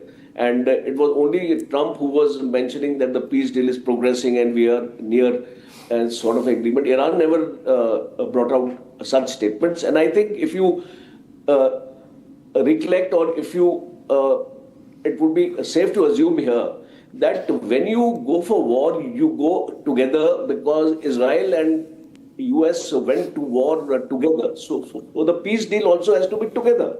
It cannot be that US gets into a peace deal and Israel says, I don't want to be a part of the peace deal. It won't happen that way. And Iran is not going to agree in compartmentalizing this issue. Iran wants Israel's commitment also to be there as part of the peace deal. So in case Trump is thinking that without Israel, he will be able to close this peace deal, I think he is living in a state of illusion, I would say, that it will never happen this way. Okay, Major General, we have to talk a little bit more about IRGC. There were reports coming in that Iranian President Pezeshkian had submitted his resignation because he told the Supreme Leader of Iran that the IRGC has more control than it should. Do you think the IRGC is playing a role here in escalating the tensions?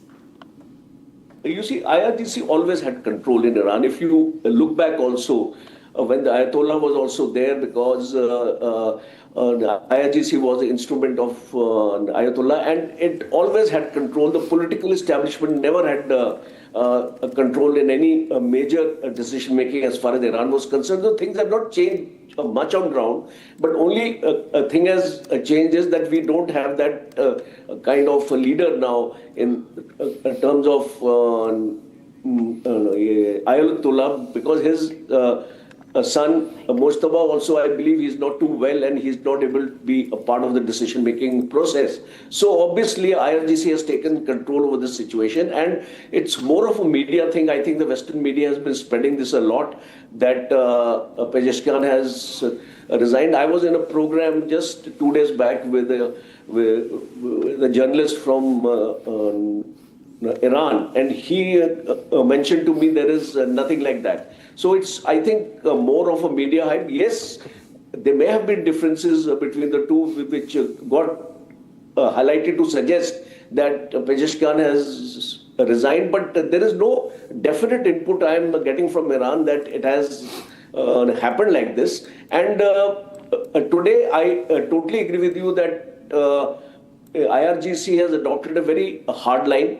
It is not going to go easy on the negotiations, and it also realizes that it calls the shots, because from the time Strait of Hormuz has been taken control by the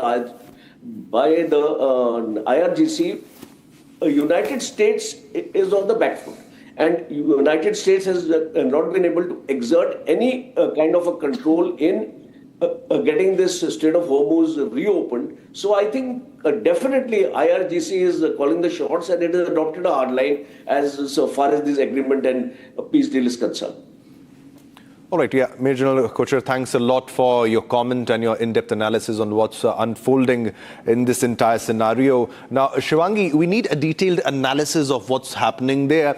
And the war in the Middle East has now escalated once more. Iran and Israel launching strikes and counter-strikes at each other. Missile launches have been reported across the borders, and we are getting reports that multiple cities in Iran have been attacked. That's right. Now, another point here is that despite Trump's warning to not retaliate against Iran, Netanyahu has launched fresh retaliatory strikes. Trump, meanwhile, says that the fresh strikes will not affect the deal. We have Republic's consulting editor Saurabh Shukla to break down this rapidly developing situation.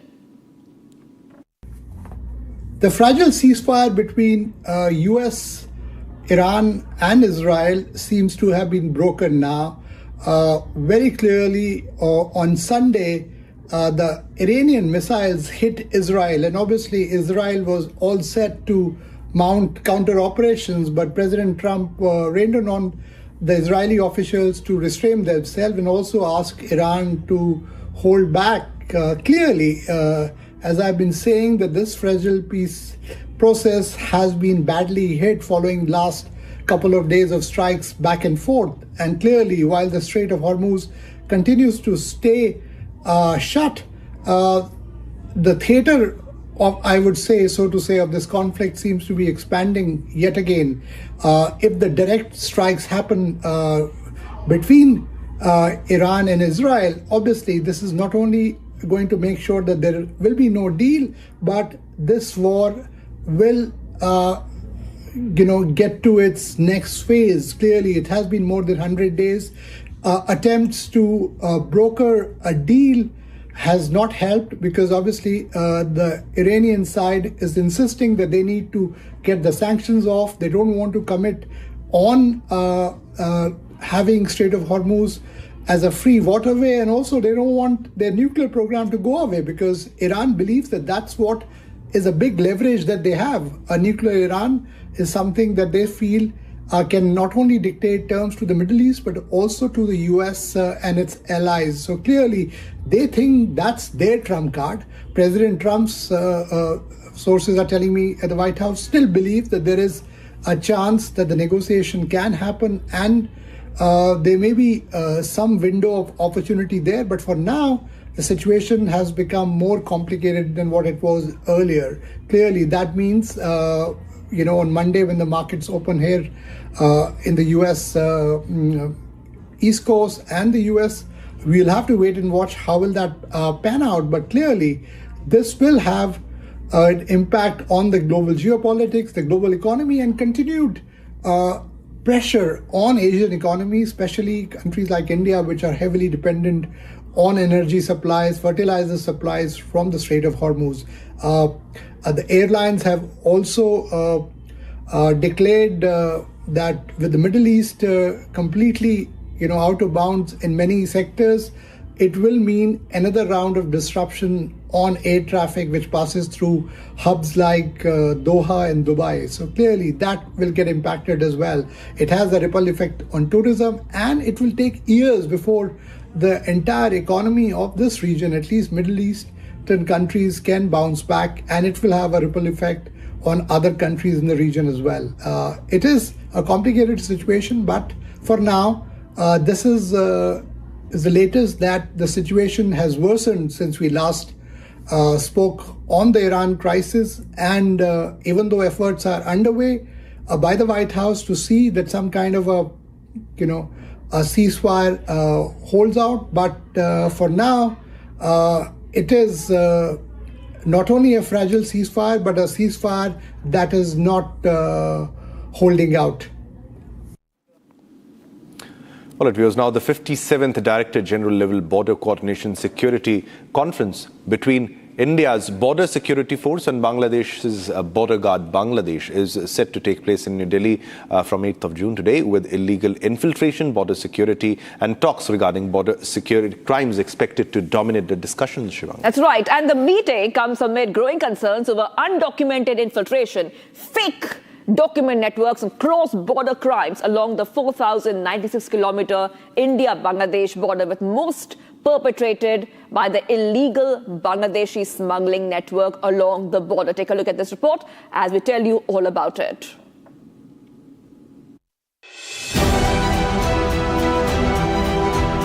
पश्चिम बंगाल की border को seal कर पश्चिम बंगाल और देश भर से घुसपैठियों को चुन कर देश के बाहर निकालना चाहिए. The porous border of Bengal was center stage in elections. And now, with the change of government in Bengal and BJP firmly in the saddle, the spotlight is on the India-Bangladesh border. As top officials from the BSF and Bangladesh's BGB sit across the table in New Delhi this week, the focus is expected to be on a few key issues, namely illegal infiltration, border crimes, and the security challenges that come with it.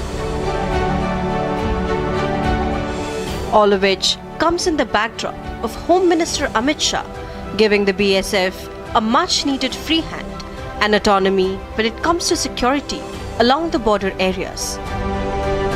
Smart border का निर्माण करना और एक चतुष्कोणीय सुरक्षा रणनीति के तहत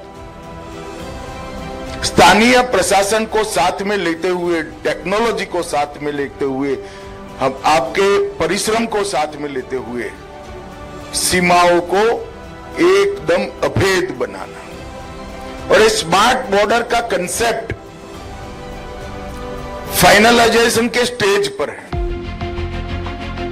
India shares a 4,096-kilometer border with Bangladesh, stretching from Mizoram in the northeast to West Bengal at the southern end. Of these, West Bengal accounts for more than 2,216 kilometers, making it the largest border segment with Bangladesh. For India, however, the priority is clear: tightening measures against illegal infiltration, strong action against cross-border crimes, along with crackdowns on fake ID networks and joint cross-border patrolling, with both sides sharing intel. For years, security concerns over illegal infiltration, human trafficking, narcotics smuggling, and organized cross-border criminal networks operating in vulnerable areas. BSF has already given lots of power to stop the infiltration, to control the smuggling and any anti-national activities on the Bengal border or any border, like under Indian Passport Act, illegal entry into or exit Act, NDPS Act, Indian and CRPC. So the current provisions are only going to strengthen the hand of border security forces in discharge of their duties into a different manner. Something which the ex-Chief Minister of Bengal, Mamata Banerjee, was in denial about. इसमें बांग्लादेश का हाथ है.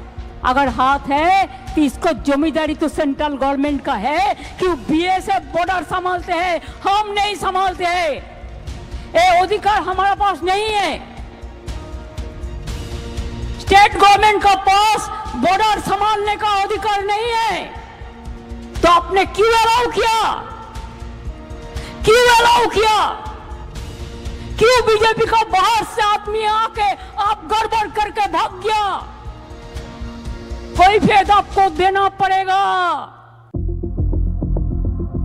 For Chief Minister Shubhendu Adhikari, one of the first acts on taking charge was the clearing of land acquisition along the border for the BSF. Murshidabad से लेकर पूरा प्रदेश में आप लोग देखा किस तरीके से अत्याचार हुआ। हमारी देश की सुरक्षा को चैलेंज किया गया। बॉर्डर में 600 किलोमीटर लैंड उनके लिए जो जमीन बीएसएफ को देना चाहिए था, पिछले सरकार आपके वोट बैंक का राजनीति से प्रेरित होकर पूरा बांग्लादेश के बॉर्डर भूल के छोड़ दिया। आज बंगाल के में इलीगल इन्फिल्ट्रेटर्स, घुसपैठिया किस तरीके से बंगाल का डेमोग्राफी बदल दिया, आप सबको मालूम है। The BSF is expected to push for border fencing and repatriation of the illegal Bangladeshi infiltrators, among other things, something which the Bangladeshi government was in denial of ever happening. The West Bengal government's lack of cooperation on this issue has been a major problem. And I think that now, A, the land is being made available so the fencing can be completed. B, we have seen visuals that actually the large number of illegal immigrants from Bangladesh are voluntarily going back to Bangladesh. The trains are full. People are sitting on the trains, going back to Bangladesh. And there's so many interviews with these people who are going back. They all accept immediately that they are Bangladeshi citizens. Not one has said that he's being pushed across. He said, we want to go back. And they're showing their Bangladesh identity cards. And they immediately accept in these interviews that yes, when we came to West Bengal, we were given Aadhaar card, we were given voters card, we were given ration. Everything was given to them by the Mamata Banerjee government. Another key focus area will be the protection of border infrastructure as well as the line of control where the border will be made. India is going to first put down the policy that we have got zero tolerance as far as anything pertaining to the border is concerned between, and we are asking for cooperation from them. Illegal migrations, trafficking, infiltration, if you leave it to that, we are demanding that India should demand joint 24/7 patrolling. That is 150 meter is a no man's land. There is a no man's land of 150 meter. So there has to be a joint patrolling, which is not taking place as of today. It used to take place off and on, and that India should now put it as a policy that we should do the joint patrolling that in the area. Beyond illegal immigration and crime, the strategic importance of the border itself cannot be ignored, as the region includes the all-vital Siliguri corridor, known as the Chicken's Neck corridor, the stretch that connects northeast India to the mainland. For many years, the completion of the border fencing between India and Bangladesh in the West Bengal area, West Bengal and Bangladesh have a long border, 2,216 kilometers, it's very long. But there was a lot of unfinished fencing because the land was not being made available by the former Chief Minister Mamata Banerjee's government. And immediately that the new Chief Minister has been sworn in, he has assured the BSF, and actually the handing over of the land has started, and the construction of the fencing, even in the sensitive Chicken's Neck area, Siliguri area, which was not done earlier, is now being done. However, this meeting is an opportunity to seek stronger operational coordination, improve border security mechanisms, to join border patrols, tackle illegal infiltration, and take strong action against cross-border crimes. For India, though, there is one big question. Will Bangladesh cooperate after the talks are concluded? And viewers, taking a short break. Iran launches ballistic missiles towards Israel in retribution to Israel strikes on Beirut. First such attack since fragile ceasefire came into effect. Stay tuned, viewers. We are live this morning.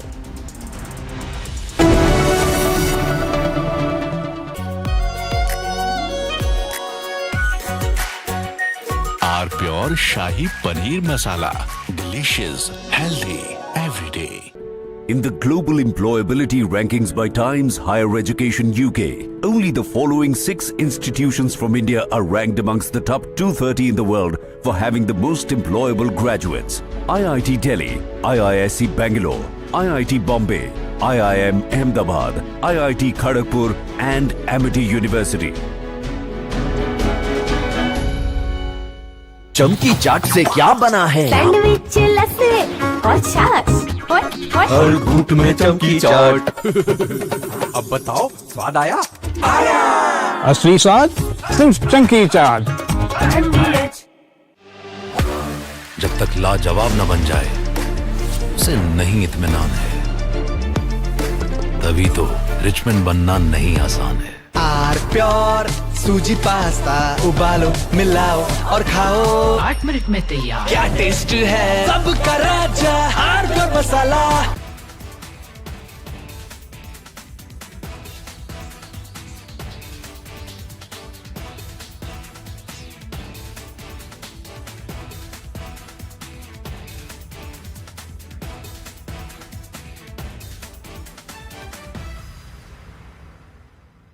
I want to start with some very disturbing pictures that have come in of a so-called right-wing leader. His name is Sushil Prajapati. He is accused.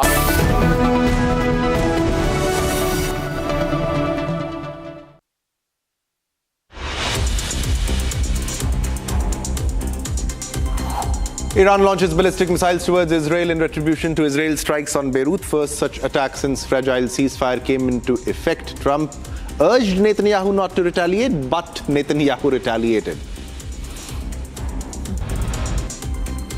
DMK boycotts Indie bloc meeting scheduled for today in New Delhi, claims betrayal by the Congress.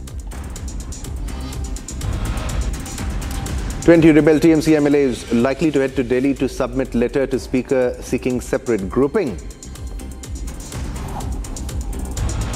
Mamata Banerjee arrives in Delhi amid speculation of split among TMC MPs in Parliament. TMC to move High Court against Bengal Assembly Speaker's recognition of Rita Brata as the leader of opposition. India-Bangladesh to hold annual Director General level border talks in New Delhi. First meeting since the BNP-led government assumed office in Dhaka. A 7.8 magnitude quake strikes Philippines on Monday morning. Tsunami alerts issued in neighboring nations.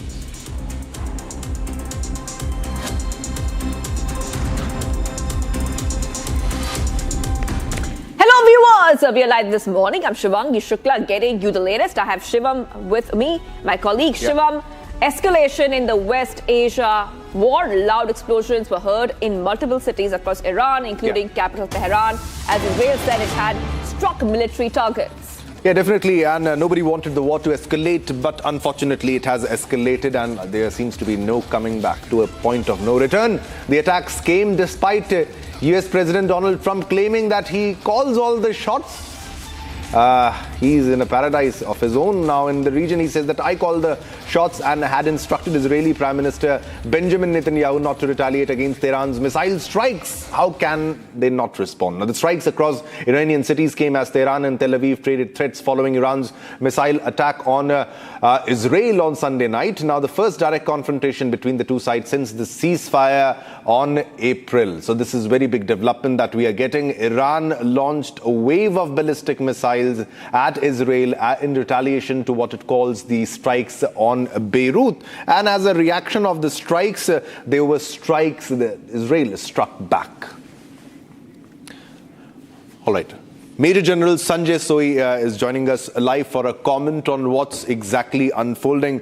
Major General Sanjay Soi, thanks a lot for joining us at this moment. But again, everybody was believing, everybody was expecting and hoping that the war would end and the global oil prices might come down and the Strait of Hormuz, which is choked, and it will be opened. But now it seems like there is it's going back to square one and to a point of no return. What is your initial take on the ongoing developments in West Asia? Shivam, in fact, I would say that the kind of attacks which Israel was carrying on Hezbollah, I was wondering, in fact, I spoke on some discussions also, that why Iran is not retaliating, because it was a question of their credibility. Hezbollah was fighting because Iran was attacked. Earlier also, when Hamas was totally decimated, Iran did not come actively. They provided weapons, psychological support. To Hezbollah also they provided when Nasrallah was killed. But now, because Hezbollah was fighting, because Iran was under attack, if they had not taken action, and this was one of their conditions for ceasefire, when Israel should stop attacks on Hezbollah and Lebanon. So, and then Trump had spoken to Netanyahu, but Israel objectives are different, their thought process is totally different. Now also Trump claims, as Shivam, you have rightly brought out, that everything's under my control and I'm guiding, but who is bothered? I mean, is Israel bothered? Because objectives of Israel and America are totally different. That's why I did not think that ceasefire will take place unless Israel comes on board fully, and the talks were going on and both the parties were not budging from their basic demand. They were not even reducing 1% of their basic demand. So how could those ceasefire take place? This is very, very unfortunate, but the fact is, this ceasefire has broken, which was, as it is, hanging with very, very thin thread, and Israel has also retaliated. Let's see how things go ahead from here, because whether it is one round, but this will continue with number of rounds. That's the thing to be seen. Right. Well, Major General, I also want to ask you, Trump, we talk about Trump specifically here, with Israel striking Beirut, with Israel striking Iran recently. Do you think the US has the influence it says it does over Israel? I mean, very, very surprising. But I think the Jewish lobby, which we keep talking about it, is very, very strong. And in spite of all the talks, in spite of all the opposition, in spite of all the human rights violation by Israel, US has continued to support and provide them with intelligence and weapons. Without American support, Israel cannot continue with war for more than 1 week. So it is ultimately the shipments of weapons, missiles, air defense systems which are coming to Israel that is sustaining them to fight war. So I think US talks one thing, they do something else. Like last week also, when Trump really had a very bad discussion with Netanyahu, but somehow I felt this is just a drama, or is it a real thing? But the fact is, ultimately, objectives of Israel are not met. Israel does not feel secure. Israel still feels threatened with the present same thought regime of same thought process which was going on since Ayatollah Khomeini. Their missiles are still there. Their nuclear enrichment, enriched uranium is still with Iran. So Israel has not achieved any ultimate. None of the military objectives for which the operation has started have been achieved. Shivan. That's right. Yeah. So if you can tell us, at what level will this escalate further? Because there were strikes by Iran in support of Hezbollah, and they are the proxies of the HHF when we talk about for Iran, and they need it very important. It's very important for them. Otherwise, Iran is very far from Israel, and the closeness of Hezbollah or Lebanon makes it very important. It's very important for the Iranian regime to conduct strike against either Israel or other countries through that medium.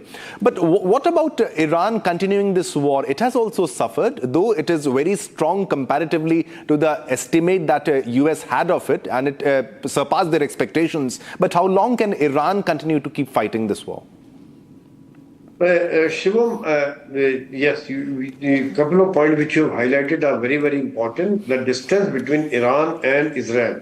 So why Israel continue to attack Hezbollah is because of their immediate concern. The Hezbollah is right next door, and anytime and every time they would continue to fire rockets or missile on Israel, which was very difficult for them. It was a challenge for them to intercept them at such a close range. Whereas Iran is very far away.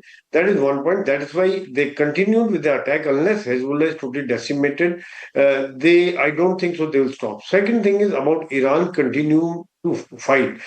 It is ultimately the philosophy, psychology, thought process which matters. Like if somebody is poor, they have been living in sanctions since 1979, and they have been able to come out, they have been able to export oil, they have been able to get support of China, Russia, and they have lived through sanctions. Now, if the sanctions continue, if the attacks continue, they have prepared it for many years. It is not immediate. Shivam, I can say that this was my thought process, that anybody could make out. You and me sitting here could make out what are the options for America. A missile attack, rocket attack, drone attack, air attack. That's all. No boots on ground. So, and the targets were limited: missile sites, their leadership, their drone sites, their ammunition dumps, their IRGC headquarters, and all. So they had prepared for that. Whether it's a tunnel or whether it's the infrastructure, the manufacturing systems also underground. So they are continuing, and they are also getting support from China and Russia because they don't want Iran to fall so easily, and they will continue to fight. I don't think so they are going to surrender. If they had to surrender, they would have done it long time back. They have not budged a single point from their demands, and which are also very difficult for US to accept. Because the removing sanction is still okay, but paying for the defreezing all the assets and paying for the compensation and removing all the blockades, because they can remove, partial they can do, but is there a face-saving formula for both sides? That is not there. That's why I think so. Right. The fight will continue for some time. Yeah, right. Shivangi. Absolutely. Major General, I really want you to hold on with us, stay on with us. We're getting some more breaking news for our viewers. And Trump is saying that the new Israel-Iran strikes will not affect peace deal. US President Trump said on Sunday that new strikes by Israel and Iran would not affect his administration's peace talks with Tehran, saying Israeli Prime Minister Netanyahu does not call the shots. So this is what Trump has said. Yeah. And Shivangi, if he doesn't call the shots, then who calls the shots? And even this is again Donald Trump being delusional and in his own way, and he thinks that I'm the boss, I'm leading everything. And you have Netanyahu who did not pay heed to the request or the call of Donald Trump in this case, Shivangi. That's right. Let's go straight, of course, back to Major General Sanjay Soy, who's joining us. Major General, so Trump said that Netanyahu does not call the shots. However, what we are seeing playing out is telling a very, very different story, Major General. I mean, it's a lot of entertainment for the whole world, the way statements of Trump come. Because every day something new comes. And entertainment amidst war. Entertainment amidst war. I mean, imagine he says that Iran is coming to them with the peace deal. They are agreed for all the peace, and Iran says there's nothing. We don't want to do it unless our conditions are met. Same thing, Israel. The European Union is not listening to him. The NATO have distanced themselves from US. I mean, it is just because of one single man who, had he kept quiet, I'm telling you, US has tremendous power. He has a lot of allies, a lot of friends. And had he just kept quiet, things would have been totally different, because he gives out something in the morning, he gives out something different in the evening, and then he retracts and he keeps doing. Everybody is listening to him. Who is listening to him? Nobody is listening to him. Every country has shown. China has told him that if you try something, Taiwan, there will be a war. I mean, each and every country has shown mirror to a country like US, which is the most powerful country. I mean, it is I think it's very surprising. How can he be a leader of most powerful country in the world? The kind of maturity is totally missing, Shiva. Yeah, definitely. But he sits on a very important position as we speak. But this war was clearly mismanaged. However, if you can speak about the tensions and the time, how long it can prolong, because it's definitely seriously impacting us, whether it be India or the Asian countries or other countries who are dependent on the oil that is coming from that location. Is Donald Trump and American government doing it deliberately because they want tensions to be there, because they want to sell Venezuelan oil also? Major Soy, can this also be a part of strategy? Do you think they want to sell oil themselves and remove the Middle East as the major oil seller? You have hit the nail on the head, Shivam. Absolutely right point. And I always surprised when June, Venezuela has emerged to be the third largest supplier of oil for India.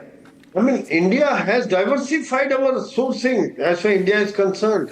And you see that there's no big lines on the petrol pumps. We are continuing with the oil supply. Yes, little bit prices have gone up. They are bound to go up. It is all a matter of demand and supply. But the fact is, we have maintained supply. That is one point. Second thing is, it could be very much part of the US strategy because not once but many times Trump has said, buy oil from us. We have enough oil. And fortunately, India has the capability of refineries which can treat heavy crude, which most of countries do not have. That's why that is a big advantage for us, that we can utilize the Venezuelan or US oil, and we are still continuing with Russia, we are continuing with some of the Middle East countries, we are continuing with the US, Venezuela, and I think more than 50 to 60 countries we are sourcing oil. So that is one point. But yes, that is second point, you're right. This could be the philosophy of US. Third point is that how long will it go on? I think there have been exchanges between US and Iran. Also, there have been exchanges. One attack, then retaliation, then it quietens down. Peace talks continue. Same thing could happen here also. Okay, Iran has attacked, Israel has retaliated. What's the end of it? Again, things calm down. Iran has proven a point to Hezbollah. I am with you. I have carried out attack on Israel. And Israel has told their domestic population, we have retaliated. So, if this round is over, the peace talks continue. That is what I feel could happen. It has happened in last 10 days. We have seen so many duels type taking place. Right. Sure. Major General, I wanted to hold on for a second there. We're getting some more breaking news coming in. Yeah. So we have some more information coming in regarding the escalation in the war raging across Middle East. The conflict is now spilling to neighboring nations. The U.S. Embassy in Jordan has issued an advisory for U.S. citizens. Shivam, what does it say? Yeah, reports indicate missiles, drones or rockets are in Jordanian airspace now. As per the advice of U.S. Embassy for American citizens in Jordan, they have asked to seek overhead cover and shelter in place immediately. Have also asked them to remain indoors and pay attention to local announcements and alerts because you can't do anything else. And this is what we are talking about because the entire Middle East gets engulfed in the war.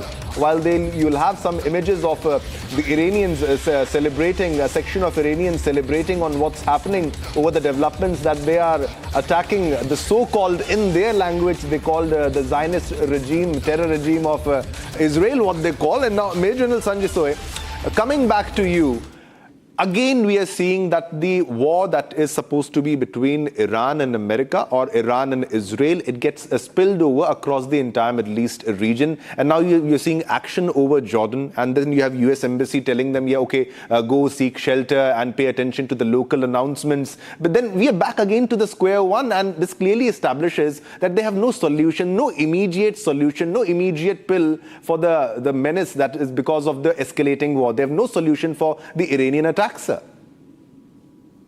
Shivam, absolutely right. I think next could be the Kuwait, UAE, Saudi Arabia. Any of these countries could be under attack because they are targeting all the American bases. But they will be saved by Pakistan, don't you think so? Some countries will be saved by Pakistan.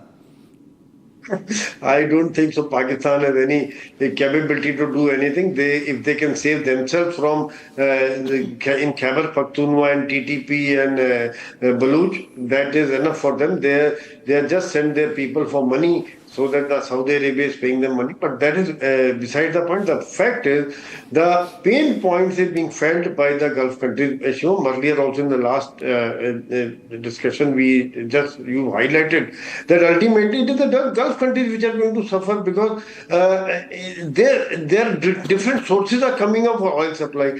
Their economy was dependent only on oil. And if the oil exports stop, so they are going to suffer hugely. And then second thing was tourism is getting affected. Third was huge investment was coming into Oman, Dubai, Qatar, and all these countries had become, Saudi Arabia had become a big destination for global investment. That is, there people are shying away from their real estate prices have gone down, have crashed. So there are many factors which are actually hurting Gulf countries, which Iran wants to tell that don't continue to support US. If that is what indirectly they have also brought up in their demand demand also that US bases should move out from these countries. So these countries may also feel at some point of time that they are getting attacked because of US bases in their area, and they are not able to protect them, and ultimately their image among the local population also goes down. Imagine if the sultans are there, the kings are there, but had it been a democracy, the questions would have been asked to the government, what are you doing? The Iran is attacking us. What are they?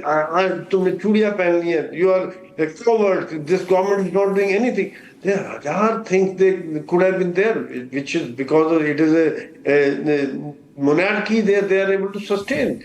But the fact is, ultimately, their images also go down in the lower local population. And that is what probably at some point of time, Iran has threatened them that if you retaliate, surprisingly, they are not retaliating. Because if you retaliate, I'm going to attack your palaces, I'm going to attack your infrastructure, I'm going to attack your desalination plant, I'm going to attack your electricity station. I mean, then they have nothing to do. They can't do anything. So they are keeping quiet. You will be, I mean, very, very surprising that you are getting attacked, but you are not retaliating. So I don't think so anywhere in the world these kind of things will happen. A weakest country will also retaliate, but they are holding on just because of this thing, and they don't want escalation to take place further. Shiva. Major General Sanjay Soy, thank you for staying with us and getting us all those updates which are coming in. And yes, Shivam, we have a lot lined up for our viewers now, and we'll keep our focus on the Middle East situation. US President Trump has said the United States will not unfreeze Iranian assets or ease sanctions before a final agreement is reached in ongoing talks with Iran. Trump said discussions between Washington and Tehran are continuing, but indicated that any sanction relief would depend on the outcomes of the negotiations and Iran meeting agreed conditions such as on uranium. Yeah, now the comments come as efforts to reach an agreement over Iran's nuclear program remain underway. However, the recent strikes and war escalation today morning would now make the Iranians think twice on the terms they put on the table. The fragile ceasefire is in essence dead, Shivangi. Here's more in this report. The US is tightening its position on ongoing negotiations with Iran. In a recent interview, Trump said that billions of dollars in frozen Iranian assets will remain out of reach and sanctions will remain in place until a final peace agreement is signed. The message from Washington is clear: no upfront concessions, no advance relief, and no rewards before a deal is done. Trump also said that discussions with Tehran remain active, but stressed that any agreement must first address key concerns of the US. However, the US continues to insist that Iran must never be allowed to obtain a nuclear weapon, with concerns around Iran's enriched uranium stockpiles being a major sticking point. Trump also demanded transparency from Iran on their nuclear program and what they intend on doing with the material. For now, both sides remain in talks, but with Washington refusing to ease pressure before a final agreement, the path to a negotiated breakthrough remains uncertain. All right, Shivam, well, we are taking a short break. Do not go anywhere. TMC to move the High Court against Bengal Assembly Speaker's recognition of Ritu Prato as leader of opposition. And also coming up, India-Bangladesh to hold annual Director General level border talks in New Delhi. First meeting since the BNP-led government assumed office in Dhaka.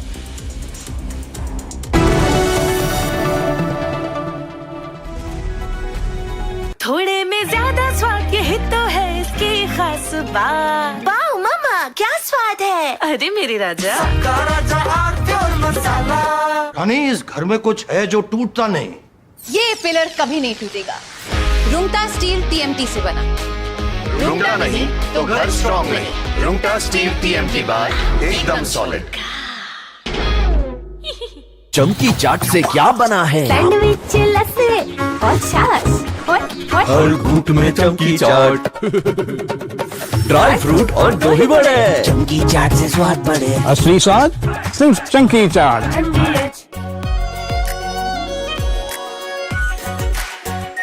Our pure Shahi Paneer Masala.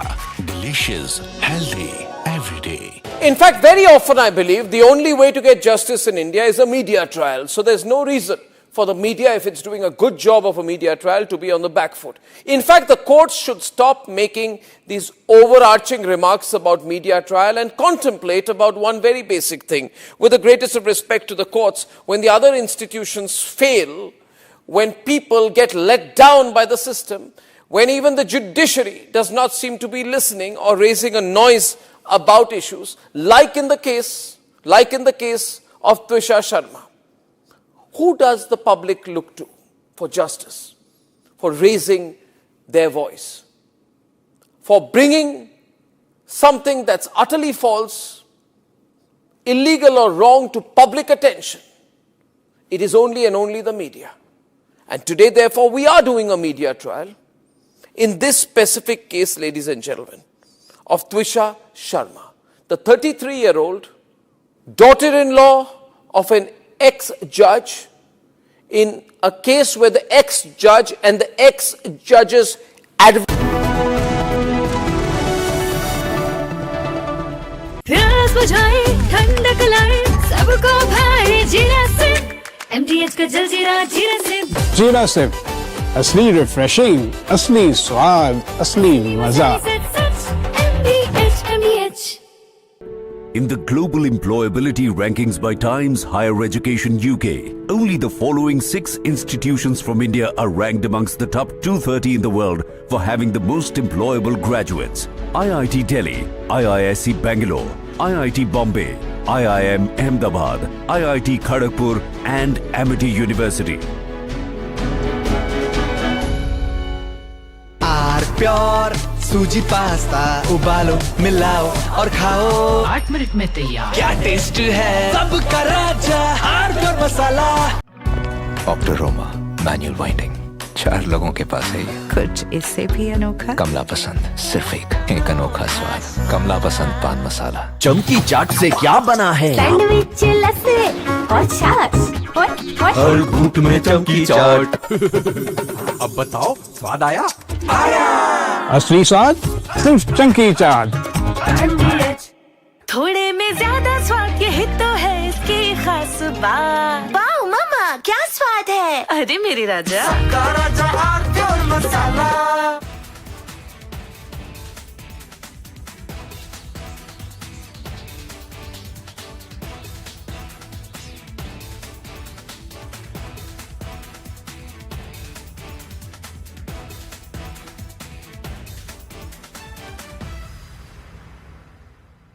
I want to start with some very disturbing pictures that have come in of a so-called right-wing leader. His name is Sushil Prajapati.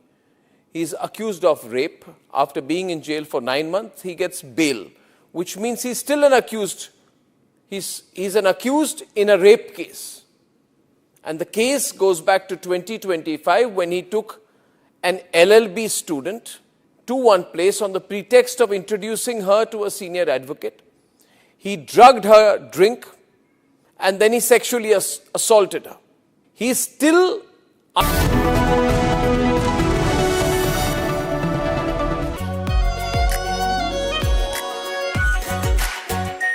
Our pure Shahi Paneer Masala. Delicious, healthy, every day. केसरिया से मन जोगी हुआ रे दिल झूमे देखो मतवारा हुआ रे केसरिया से मन जोगी हुआ. हर पल मनाओ केसरी त्योहार. विमल बोलो जुबान केसरी. चमकी चाट से क्या बना है? आलू चाट या फ्रूट चाट. स्वाद बनाए चमकी चाट. क्या बात है. स्वादिष्ट पकोड़े और परेशान. अरे चंकी चाट है इसकी जान. असली स्वाद सिर्फ चंकी चाट. आर प्योर सूजी पास्ता उबालो मिलाओ और खाओ 8 मिनट में तैयार. क्या टेस्ट है सबका राजा R pure masala. In fact, very often I believe the only way to get justice in India is a media trial. So there's no reason for the media, if it's doing a good job of a media trial, to be on the back foot. In fact, the courts should stop making these overarching remarks about media trial and contemplate about one very basic thing. With the greatest of respect to the courts, when the other institutions fail, when people get let down by the system, when even the judiciary does not seem to be listening or raising a noise about issues, like in the case of Twisha Sharma. Who does the public look to for justice, for raising their voice, for bringing something that's utterly false, illegal or wrong to public attention? It is only and only the media. And today, therefore, we are doing a media trial in this specific case, ladies and gentlemen, of Twisha Sharma, the 33-year-old daughter-in-law of an ex-judge, in a case where the ex-judge and the ex-judge's advocate's son appear to be more than involved. Ladies and gentlemen, 15 questions tonight. And if they think it's a media trial, so be it. So be it. Why did the ex-judge in the case of Twisha Sharma neither she... From Asia's largest news headquarters, setting the agenda for Bharat.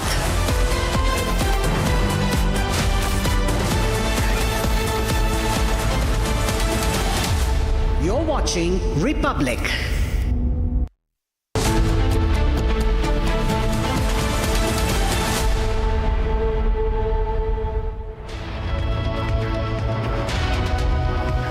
Hello and a very good morning. My name is Nayan. You're watching Live and Breaking from the Republic Studios. Now, the West Asia war does not seem to be seeing any end of the day. Now, Iran has launched ballistic missiles towards Israel as retaliation against Israel on the attacks that were taken place on Beirut. We're going to give you all of those updates during this bulletin. But first up, the headlines.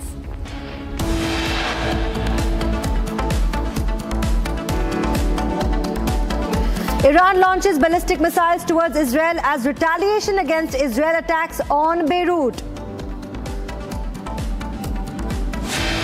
Netanyahu defies Trump's calls for restraint, launches strikes on several Iranian cities, including Tehran.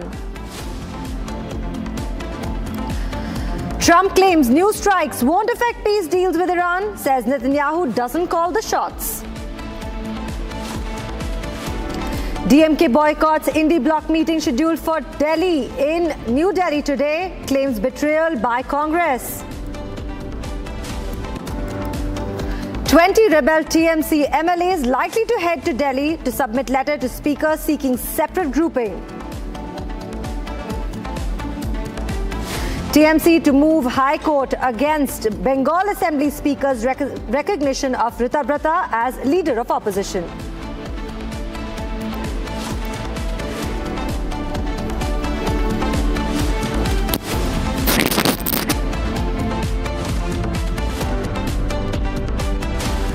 Viewers, it's time for our big breaking news. That is the first in this bulletin. Iran has launched ballistic missiles towards Israel as a retaliation against Israel attacks on Beirut. These are the fresh breaking ins that we're getting. Iran has launched a barrage of missiles towards Israel after warning from Tehran that Israel must halt its ongoing assault on southern Lebanon or face more attacks. Now, multiple rounds of strikes were targeted Israel starting about 10 p.m. local time on Sunday. This has triggered sirens in locations across the country. But what we understand so far is that the Israeli army has said that this has triggered sirens in the locations across the country.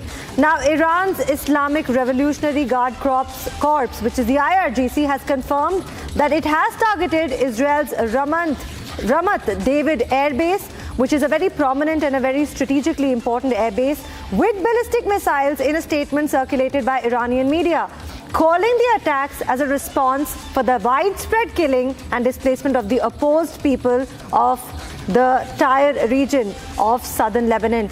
Now, this operation was kind of a warning, and what we understand is if this aggression was repeated, the response will be broader. This is what the IRGC has said, and it has said that it will encompass all American Zenith targets in the region.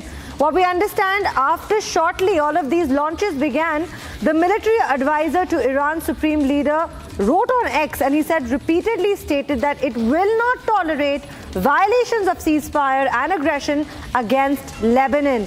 Now, we've understood that there are these series of attacks that have taken place. Iran has launched ballistic missiles at Israel, and Israel has struck back.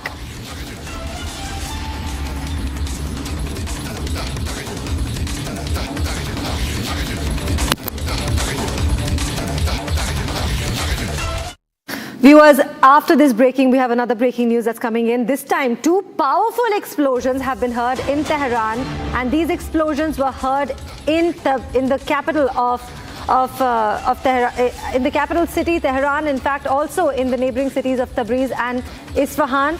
These powerful explosions have come after the attacks. In fact, explosions have been heard in Tabriz, as what we heard and know so far. Also, viewers, for your information, these two powerful explosions come after Israeli strikes took place, and what we understand so far is that two big powerful explosions have been heard after Israel launched these attacks. Now, bombardment has come after Iran launched a wave of missiles, and now Iran's capital, which is Tehran, has heard explosions. And these explosions have come in cities of Tabriz and Isfahan after the Israel's military attacks were launched on the country.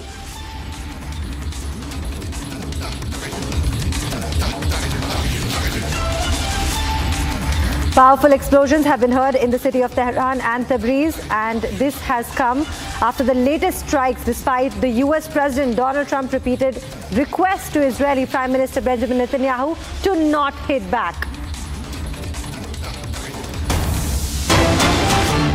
Viewers, with all of this, of course, the market is going to take some kind of toll. Oil prices have already started to climb, with the global benchmark of the Brent crude rising to 3.63% and now a $96.75 a barrel in just hours after the strikes were reported. Now, we understand, viewers, every time any strikes that happen or any ceasefire violations take place, oil prices already start climbing, and it shows and reflects in the market.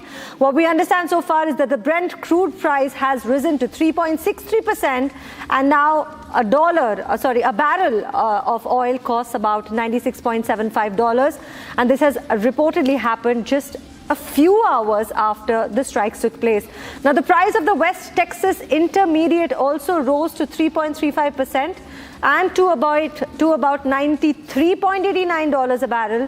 What we understand so far is that the Asian markets are falling out, and we're going to be joining in with my colleague just on a call in a short span of time to give you more updates about this. But definitely what we understand is that the oil prices are rising after the Israel-Iran exchanged fire just within hours of the conflict. And my colleague Pranav has joined us. Pranav, the South Korean market is plunging. The Japan's Nikkei is also slipping to a 4.6%. Just hours of the ceasefire violation, market has again taken a toll with the oil prices increasing. Pranav, what do we understand of this? Well, absolutely. We are seeing the war situation in West Asia worsening, and that has hit oil, the most important commodity that has been affected over the past about 3 months. As you rightly said, in fact, the oil prices have shot about 3%, with WTI trading at about $93 a barrel and Brent crude trading at about $96 a barrel. And that shock is getting felt in the Asian markets. In fact, Japan's Nikkei is already down 4.6%. South Korea's Kospi, which has been, climbing all throughout the war, thanks to the AI, boom, in fact, hitting all-time highs, is today down 7%. And the Indian markets, GIFT Nifty futures are already trading about 350 points lower. Markets will open in just about 10 minutes from now, and we are likely to see a gap down opening in the Indian markets. Just an additional point here, as far as the Indian markets are concerned, is that this comes after a Friday, where the government as well as the Reserve Bank of India announced a number of measures to welcome and attract foreign capital to the Indian markets. So it's going to be a mixed Monday for markets because the global, signals that we are getting are negative, whereas the domestic signals are positive. Right, Pranav, across sectors are going to be affected. Airlines is going to be affected. Paints are going to be affected. We also understand chemical companies are going to be affected. Now, how does this also kind of, this expensive oil is hurting, Pranav? Well, absolutely. In fact, if you remember, just on Friday when the government, gave out numbers, one is that, of course, the 2026 growth, the FY26 growth stood at 7.7%. But the Reserve Bank of India in the morning revised India's growth estimates for the current financial year from 6.9% to 6.6%. So from a previous year where we witnessed a 7.7% growth to now, where we are likely to witness 6.6% growth, that impact is because of the ongoing, conflict in West Asia and the oil prices. We are expecting some sort of, impact on the margins of Indian corporations and companies in the next few months as they move forward over the quarters of the ongoing financial year. Right, Pranav. Also, the Asian markets are continuously falling. We don't see a day where the markets are not falling. In fact, we just spoke about, Japan is suffering, South Asia, South Korea is suffering.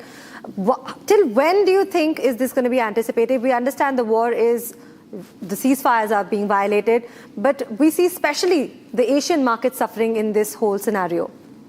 Well, there are 2 or 3 factors. One is, of course, the markets are impacted by the prices of oil.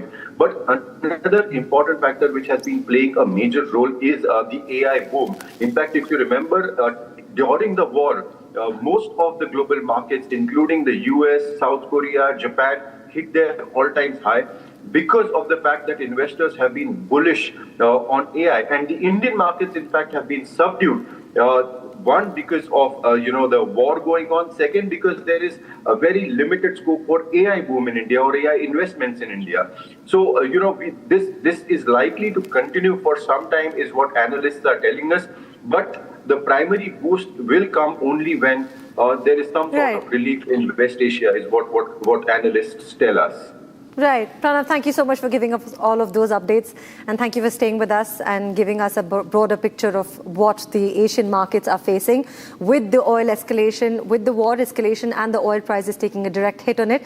Now, viewers, it's time to shift our focus to another big development that is unfolding in the West Asia war, where the breaking is coming. Israel is now saying, and it says that missiles are launched from Yemen, Israel, and Israel is saying that on Monday that it detected a missile launched from Yemen's side and it is targeting the country. While the sirens sounded across Israel after the Yemen missile fire warning, Yemen is the home to Iranian-backed Houthi rebels. We also understand that the Houthis have fired these missiles at Israel during the Israel-Hamas war. And also later, we haven't been fully involved in the Iran war, but Yemen now joins Iran against Israel, and Israel says it's intercepting attack from Yemen.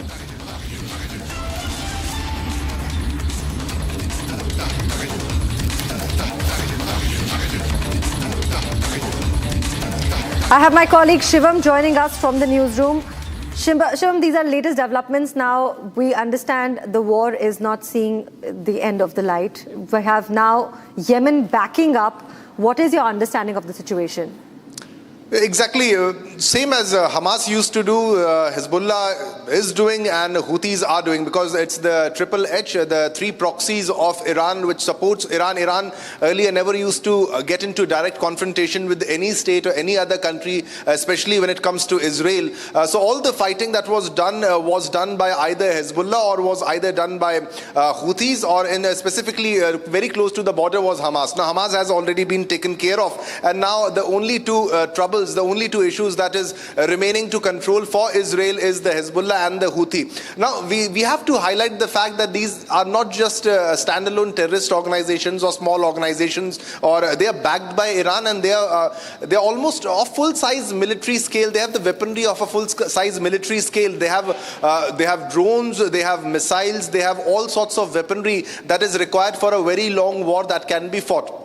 Though comparatively not as big as the IDF or the Israeli weaponry that they have, the missiles that they have, but they can wreak havoc and they can cause a lot of destruction. And because the war is activated, and Iran backed Hezbollah in this case, because there were continuous strikes against Hezbollah, and Hezbollah leadership might have pressurized Iran that if you don't help us in this case, then we will stop fighting for you. So it was a do or die situation for Iran in this case also. That is why Iran launched retaliatory attacks. And now, because Yemen also being the closer the country, it's easier for the country. It's not country, but the organization to attack. So this time, it is the Houthis that have launched strike against Israel. Right, Shivam, stay with us. We have Major General G.D. Bakshi also joining us in this conversation. And Mr. Bakshi, first of all, I'd like to thank you for joining us on this call. I want to understand from you, there are new alliances that are being found. You know, phone calls have been made across the country, across countries. What is your understanding of the situation, Mr. Bakshi? Look, the understanding of the situation is that Israel is just not letting up the pressure on the Hezbollah. There is supposed to have been a ceasefire between the government of Israel and the government of Lebanon. But Israel says that they have been firing rockets on us, and we are going to retaliate. They have crossed the Litani River, taken that port Biao there, and Iran has been insisting that a complete ceasefire would also mean ceasefire in Lebanon. So in retaliation, they have hit Israel proper with their missile. We understand that Donald Trump had asked Israel not to retaliate, not to ruin the peace talks, ongoing peace talks for whatever they are worth. But I understand Israel has also possibly retaliated with its Jericho long-range missile. It's given a tit for tat for the attack that it has received. So I don't know if this thing continues at this rate. Israel is keen to wreck the ceasefire because Netanyahu felt that this was his now or never chance to deal with an Iran that has been badly weakened. He wants to destroy Iran. And since that is beyond his capability, he is keen to drag America back into the fight. Right. I'm not very sure if Donald Trump is keen to get dragged into the fight. Correct. Thank you. Mr. Bakshi, please stay with us. Don't go anywhere. I have my colleague Shivam also who's joining us from the newsroom. But both of you, please stay with us. But right now I have a big breaking news that's coming in. Saudi Arabia sounds missile alerts. Now Saudi Arabia has sounded missile alerts and sirens on Monday morning in an area home to an air base that hosts the US forces. Saudi state media has reported that alert around its Al-Kharj governorate homes to the Prince of Sultan Air Base. It did not elaborate much further, but it says that the alert came after Israel launched strikes targeting Iran. And this is what we understand. Now, Saudi Arabia has sounded missile alert sirens early this morning in the area, which is home to an air base that hosts the US forces. Saudi state media has also reported that this Al-Kharj governorate, which is the home to Prince Sultan Air Base, this is where the alert has come across. Not much has been elaborated on it so far, but we have G.D. Bakshi, sir, with us, who's going to give us more insights on this. Sir, I want to understand from you, these new alerts are coming in from Saudi Arabia where missile alerts have been taking place, and also it's understandable that this is coming to the home of Prince Sultan Air Base, which is very, very surprising. The Prince Sultan Air Base has been struck by Iran with very devastating impact. There were 5 refueler American aircraft, KC-135 Boeings that were destroyed, 1 E-3A Sentry, that was an Iraq aircraft was destroyed. So because Iran has started using its missiles again, quite obviously there will be a high alert all over the region, but I see it rather as precautionary. Iran has hit Israel because Israel is not stopping the attacks on Hezbollah, is not stopping the fighting in Lebanon. It is refusing to abide by the ceasefire. Of course, both sides blame one another. But the end of the story is that the ceasefire is not functional in Lebanon. And Iran says that either the ceasefire is total or this is a major violation of the ceasefire. Therefore, they have retaliated on Israel proper. That is a major in the horizontal escalation, vertical escalation. That is a significant step. Donald Trump, it is understood, is keen to cool things down because he, politically, he now needs an off-ramp. He needs a ceasefire.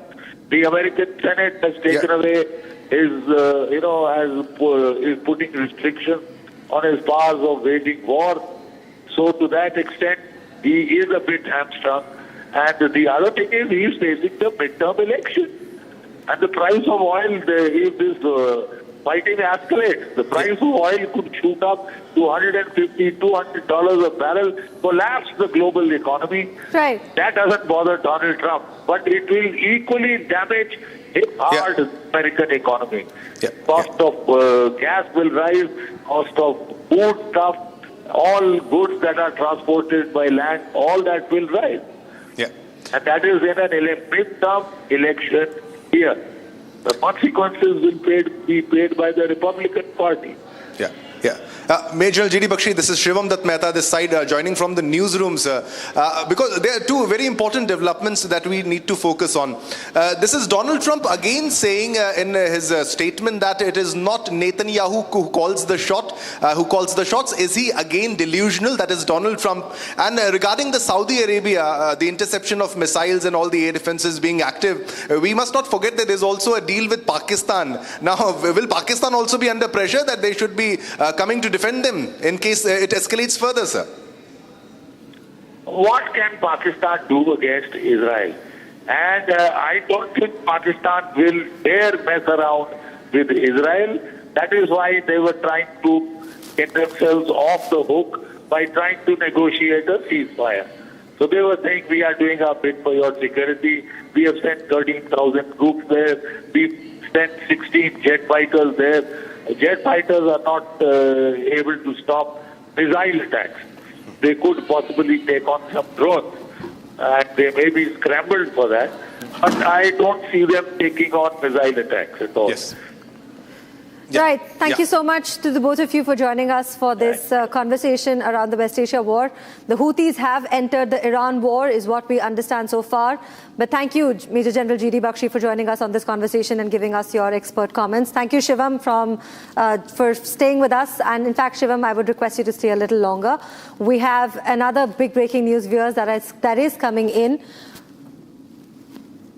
Now, drones have been reported in the Jordanian airspace. This is the latest development that has been taking into place. Missiles, drones are reported in the Jordanian airspace while the U.S. Embassy issues urgent shelter warning. Residents are told to stay inside their homes, and immediately this has been circulated across where missiles, drones are reported in the Jordanian airspace. The U.S. Embassy is issuing urgent shelter warnings to the residents who are asked to stay indoors. Shivam, latest development is coming in. We have missiles and drones now reported in the Jordanian airspace. Now, and also the U.S. Embassy has issued an urgent shelter warning to the residents. This is the official tweet from the travel gov, that is U.S. government's U.S. Department of State Consular Affairs. They've indeed tweeted and they've made a post, and they've made it clear that the attack reports indicate missiles, drones or rockets are in Jordanian airspace, and they've asked the citizens, that U.S. citizens in this case, that seek overhead cover. And I'll read this, I quote this, that the seek overhead cover and shelter in place immediately, remain indoors as much as you can, and pay attention attention to the local announcements that you are getting from the local authorities and through the local alerts also. Now, the US Embassy in Jordan will continue to review the situation and provide additional information in this case. So, this is escalating to a level that everybody was thinking it should not come back to the same level as it used to be. They've also released emergency assistant numbers. Now, this comes from US government, the embassy, US Embassy in Jordan specifically, and they have asked everybody to follow the alerts of the local authorities. So it's indeed, Nan, getting very big. Right. Thank you, Shivam. Thank you for also joining us from the newsroom and giving us those updates. Viewers, it's now time to shift our focus to a short commercial break. Don't go anywhere because there are a lot of national and international stories waiting for you on the other side. Coming up, DMK boycotts Indie bloc meeting scheduled for today in New Delhi, claims betrayal by Congress party.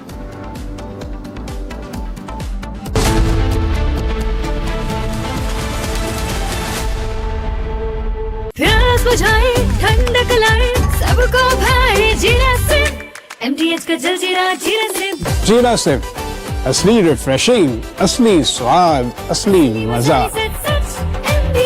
MTH केसरिया से मन जोगी हुआ रे, दिल झूमे देखो मतवारा हुआ रे, केसरिया से मन जोगी हर पल मनाओ केसरी त्योहार। विमल, बोलो जुबान केसरी। थोड़े में ज्यादा स्वाद, यही तो है इसकी खास बात। वाओ मामा, क्या स्वाद है? अरे मेरे राजा, राजा और मसाला। चमकी चाट से क्या बना है? सैंडविच, लस्सी और छाछ। हर घूंट में चमकी चाट। ड्राई फ्रूट और दही बड़े। चमकी चाट से स्वाद बढ़े। असली स्वाद सिर्फ चमकी चाट।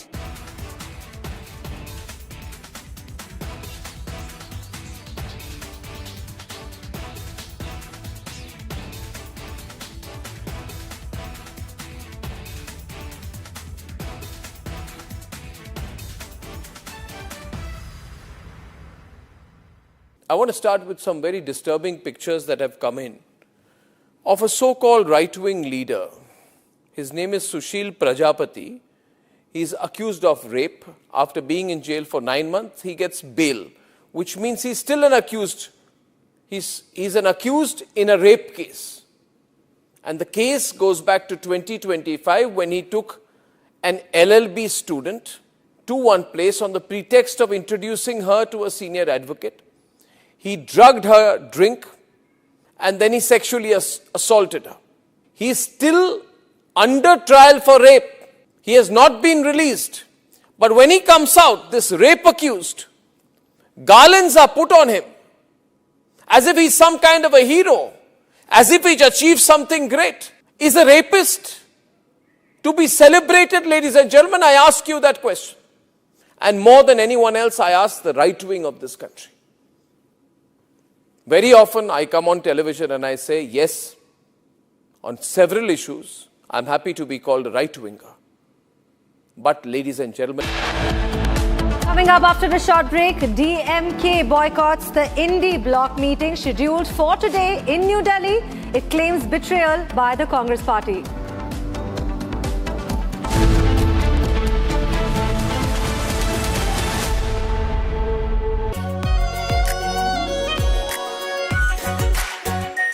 Our pure Shahi Paneer Masala.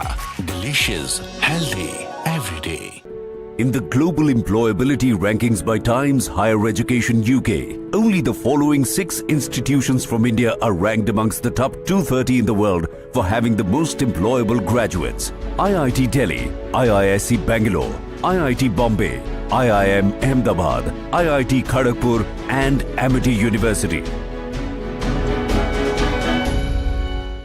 चमकी चाट से क्या बना है? आलू चाट या फ्रूट चाट, स्वाद बनाए चमकी चाट। क्या बात है? स्वादिष्ट पकोड़े और फरसान, अरे चमकी चाट है इसकी जान। असली स्वाद सिर्फ चमकी चाट। हनी, इस घर में कुछ है जो टूटता नहीं। ये पिलर कभी नहीं टूटेगा। रुंगटा स्टील TMT से बना। रुंगटा नहीं तो घर स्ट्रॉन्ग नहीं। रुंगटा स्टील TMT बार एकदम सॉलिड। प्योर सूजी पास्ता उबालो मिलाओ और खाओ 8 मिनट में तैयार। क्या टेस्ट है सबका राजा हार्डवेयर मसाला। चमकी चाट से क्या बना है? सैंडविच लस्सी और छाछ हर घूंट में चमकी चाट। ड्राई फ्रूट और दही बड़े। चमकी चाट से स्वाद बढ़े। असली स्वाद सिर्फ चमकी चाट। In fact, very often I believe the only way to get justice in India is a media trial. So there's no reason for the media, if it's doing a good job of a media trial, to be on the back foot. In fact, the courts should stop making these overarching remarks about media trial and contemplate about one very basic thing. With the greatest of respect to the courts, when the other institutions fail, when people get let down by the system, when even the judiciary does not seem to be listening or raising a noise about issues, like in the case of Twisha Sharma. Who does the public look to for justice, for raising their voice, for bringing something that's utterly false, illegal or wrong to public attention? It is only and only the media.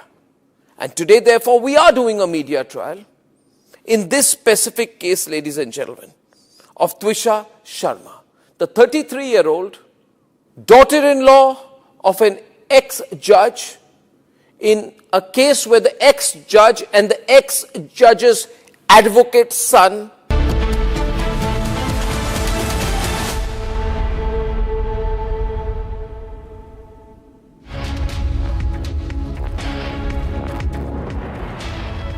A very good morning, viewers. You're watching Republic. I'm Chongtham Amrita, and the West Asian region is once again blurring now, coming up into a full-on escalation, as now Iran has launched a scathing attack against Israel. Israel continues to retaliate and struck major cities in Iran. Now, this has raised the question of the possibility of an all-out war in the region, even as all of the defense systems around the region have been alerted, and U.S. Embassy issued warnings for its residents across the region to stay indoors, and raising the question if the ceasefire has completely collapsed and there's a possibility of an all-out war. We'll get all the details, but take a look at the headlines first.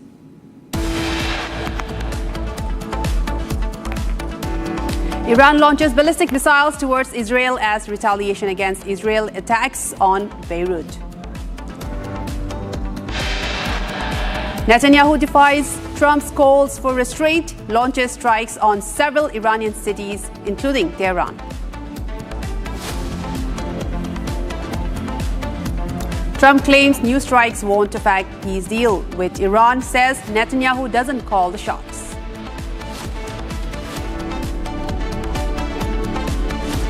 DMK boycotts Indie bloc meeting scheduled for today in New Delhi, claims betrayal by Congress. 20 rebel TMC MLAs likely to head to Delhi to submit letter to Speaker seeking separate grouping. TMC to move High Court against Bengal Assembly Speaker's recognition of Rita Brata as leader of opposition.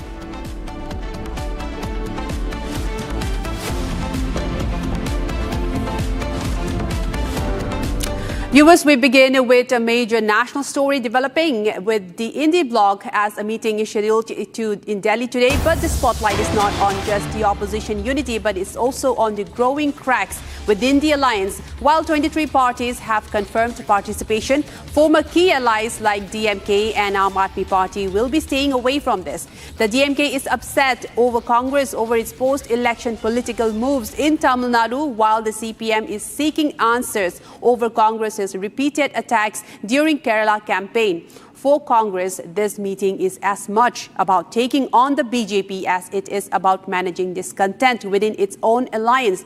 After a series of electoral setbacks and increasing friction with regional parties, the question is whether Congress can still hold the opposition coalition together, or whether the INDI bloc is beginning to show signs of strain from within.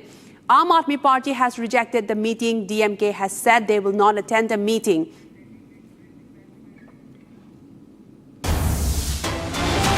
And another breaking news coming in at the moment. Political temperatures are rising ahead of the INDIA bloc meeting today, with fresh signs of unease emerging within the opposition alliance.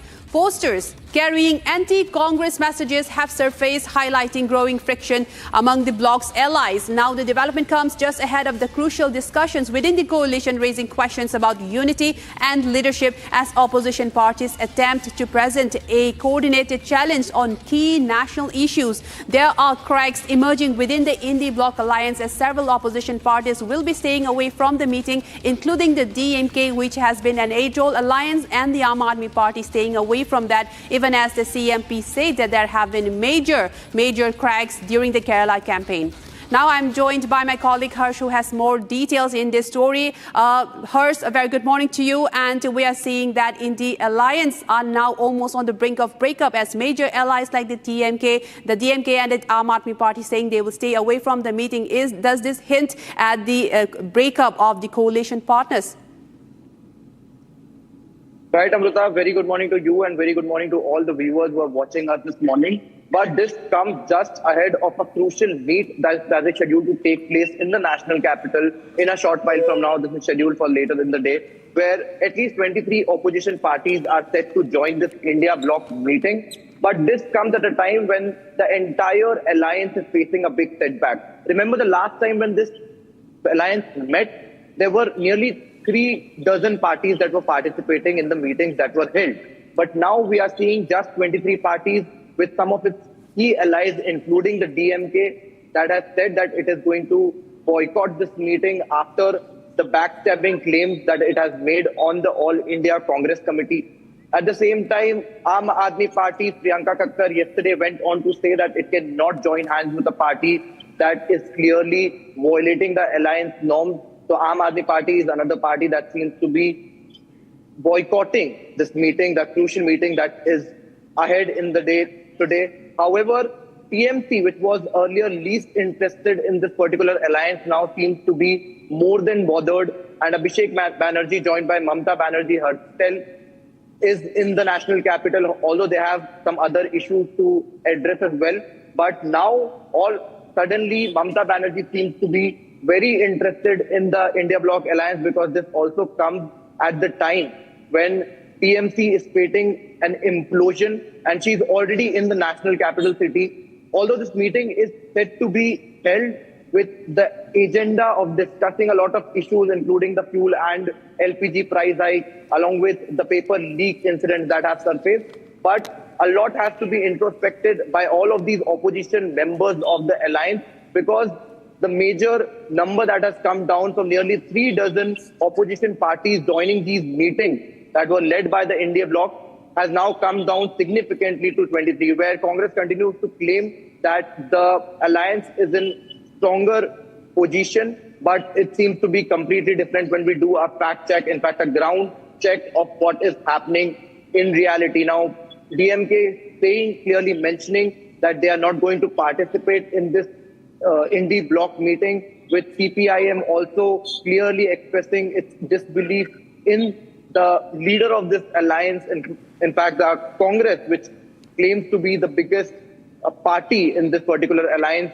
And now Aam Aadmi Party's Priyanka Kakkar also clearly saying that it doesn't want to join hands with a party that has backstabbed an ally of nearly 2 decades in a matter of just 1 day. Amrita. Right. Harsh, and regarding the opposition coalition that's going to be meeting today, more posters have also emerged saying that they are anti-Congress posters have emerged. And also the DMK has called the Congress a backstabber, a big betrayal, they've said, regarding the Tamil Nadu election post-poll alliance after Congress have stuck with the TVK. This latest development only shows and corners the Congress towards an isolation away from all the other alliance of the opposition. It looks like Congress is cornered at this point, and the meeting should also be considering on how the Indie alliance will be grouping together. It looks like there's a big fracture, and looks like they are all cornering the Congress against. Right, Amrita, now let me also tell you something about these posters. These posters are put in the central Delhi area. These posters have been put at an area where this meeting has been scheduled.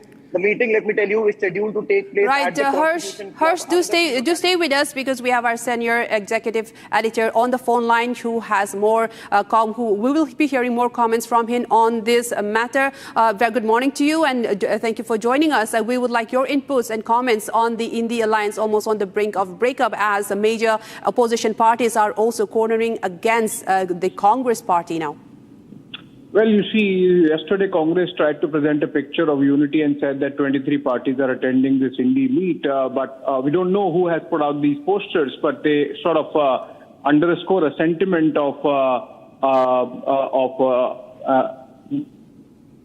party and its leadership, or questioning its leadership. Now, remember when the elections were on, we had Arvind Kejriwal, for example, campaign in Tamil Nadu and Bengal, and in both the states, as much as he targeted the BJP, he also targeted the Congress party.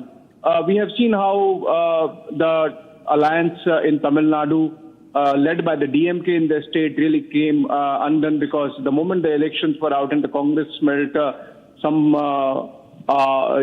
bit of power by aligning with the TVK, they immediately ditched the DMK, which has not been liked by the DMK. Not just not being liked, but there have been consequences in terms of realignments taking shape, even in Delhi, because of what happened in Tamil Nadu with the DMK, for optics' sake, requesting the speaker to make a separate allotment of seating for the DMK, because they do not want to be even seen to be sitting with the Congress party. So I think, and the fact that today Sharad Pawar is not there in the meeting when it takes place at 12 noon, of course, the NCP, SCP would be represented by Supriya Sule. Then you have Uddhav Thackeray not coming in, but joining only via video conference or, virtually. The DMK completely boycotting this meeting, and the Aam Aadmi Party, of course, the entire rise of the Aam Aadmi Party has been at the expense of the Congress, so there is, of course, no question whatsoever of aligning. The most visible example of which we saw during the Haryana and Delhi elections, where not even one seat was given to the Aam Aadmi Party, and then we saw them going their own ways. So I think while one more attempt is being made, not the first one, maybe umpteen times they have done that, but these posters, as I said, Amrita, we don't know who has put those posters out, but they do underscore an anti-Congress sentiment within the Indie bloc parties and the opposition space as to whether the Congress is actually providing leadership or is actually a liability under the overall leadership of Rahul Gandhi in terms of their own political fortunes when it comes to national politics. And also, Abhishek, would you say this is a major leadership crisis coming in or going on within the India alliance, with the DMK now calling the Congress a backstabber, a big betrayal after the post-poll alliance of the Congress with the TVK? And also, does this all signal a major rift? We know there's cracks, there's rifts, but will this really go through all the way towards a big breakup where the DMK no longer allies with the Congress or even the other opposition in the future also? Well, you see, we don't know how the dynamics really play out, but irrespective of whether there is complete collapse, destruction, whatever you call it, the fact of the matter is it does not exist where it matters, which is in terms of electoral coordination when it comes to contesting elections. So it's not just these regional parties like the Samajwadi Party or the Aam Aadmi Party, but look at the left, which is effectively non-existent now, and yet the kind of tiff that panned out between the Congress and the Communist Party, CPM, for example, in the context of Tamil Nadu, the way they have been called, Congress has called the CPM the B team of the BJP of none else, and the manner the Communist Party has sought an explanation. I think where it matters, the Indie does not exist in any way in terms of electorally challenging the BJP by coming together. That does not happen. Whatever remains is essentially optics. Whatever remains is essentially trying to be relevant in the national discourse. One would say you need a good, thriving opposition for a strong democracy. But these posters essentially tell us a different story, which is that the opposition, because it's a ragtag coalition and in the states they contest against each other, and the Congress party, because if it wants to come back, it has to contest these regional parties. So, for example, in Telangana against the BRS, in Kerala against the left, and now, of course, the DMK becomes an opponent in Tamil Nadu. So, of course, in the case of Bengal against Trinamool. So I think the Congress does not see any benefit by having a long-term ideological arrangement with all these parties, and that's why we are seeing the fracture really keeps coming off and on, but more so on occasions like this when they are trying to come together and present a picture of unity which does not exist on the ground. Right. Thank you so much for your inputs, Abhishek, and we will continue to track this story as it unfolds. And now, viewers, there was a statement given by Aam Aadmi Party leader Priyanka Kakkar regarding the statement and saying that the Aam Aadmi Party will also not be attending the meeting called by the India Alliance. Let's take a listen. कि कांग्रेस जो भी alliance करता है उनका soul मकसद अपने आप को मजबूत करना है, उनका मकसद देश को मजबूत करने का नहीं है, देश हित में नहीं है। कल भी हमने देखा कि किस तरह युवाओं के खिलाफ खड़े हो गए, देश के युवाओं के खिलाफ खड़े हो गए। जो पार्टी देश के युवाओं के खिलाफ खड़ी हो उसके साथ कैसे खड़ा हो सकते हैं हम लोग देश के युवाओं के साथ हैं। आपने देखा कि हाल ही में जो तमिलनाडु में चुनाव कंक्लूड हुए, एक दिन नहीं लगा उनको अपने अलायंस पार्टनर की पीठ में छुरा भोंकने से। हमने देखा अभी हिमाचल में जहां डायरेक्ट फाइट थी निकाय चुनाव में, क्या हश्र हुआ कांग्रेस का बीजेपी के आगे। हमने देखा कैसे असम की विधानसभा में जहां डायरेक्ट फाइट थी क्या रिजल्ट है। नियरली 30 इयर्स हो गए कि गुजरात में कांग्रेस और बीजेपी के बीच में फाइट होता है, कंटेस्ट होता है, उनका क्या रिजल्ट निकलता है ये भी हमने देख लिया। हम देख चुके हैं कि डायरेक्ट फाइट में कहीं भी कांग्रेस बीजेपी को हराने में सक्षम नहीं है। And viewers, moving on, the opposition is gearing up for a big showdown as 23 political parties have confirmed participation in the Indie Bloc strategy session today at the Constitution Club in New Delhi ahead of the upcoming monsoon session of the parliament. M.K. Stalin's DMK, a former Congress ally in the south, has reiterated it will skip the meeting. The party walked out of the Indie after the Congress ended their decades-old alliance in Tamil Nadu and joined Vijay's TVK-led government. Meanwhile, the CPIM will be represented by Rajya Sabha MP John Britas, even as the left continues to await a response from the Congress after allegations made during the Kerala Assembly election campaign. We have more on this report. Take a look. The opposition is holding a big strategy session to prepare for the upcoming monsoon session of Parliament. The meeting also comes amid speculation that the government might reintroduce 2 constitution amendment bills it had failed to get passed earlier.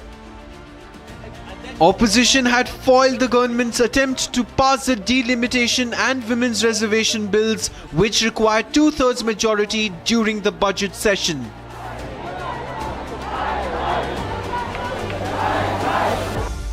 "23 political parties have confirmed participation in the India Jan Bandhan meeting at Constitution Club in New Delhi today. M.K. Stalin's DMK, the Congress's former ally in South, has reiterated that it would skip the meeting. The party had walked out of the Indie bloc after the Congress, following repeated DMK refusals to allow it to be part of the Tamil Nadu government, called off their decades-old alliance and joined the alliance government led by Vijay's TVK. The DMK, hugely upset, said it will no longer be part of the Indie bloc. Even though the parties have conveyed their strong opposition to the PM Modi government, moreover, CPIM will be represented by its Rajya Sabha MP John Britas at the Indie bloc meeting, though the left party continues to wait for a response from the Congress over allegations made during the Kerala Assembly election campaign. Among other parties, Farooq Abdullah's National Conference said it will attend the meeting. Mamata Banerjee, Akhilesh Yadav and Tejashwi Yadav will also attend.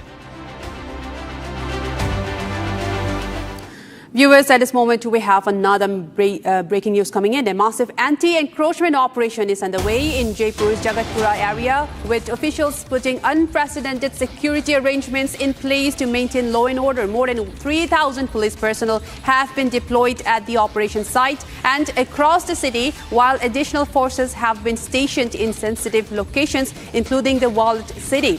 Internet services have also been suspended in several areas, and police are closely monitoring social media activities. Senior officers, including Additional Police Commissioner Dr. Rajiv Pachar, are on the ground, while Police Commissioner Sachin Mintal is personally overseeing the situation amid a city-wide high alert in the anti-encroachment drive, with bulldozer action expected as well. 3,000 police personnel have been deployed in key strategic areas, with even more stationed for if needed. And as of now, internet services have also been suspended.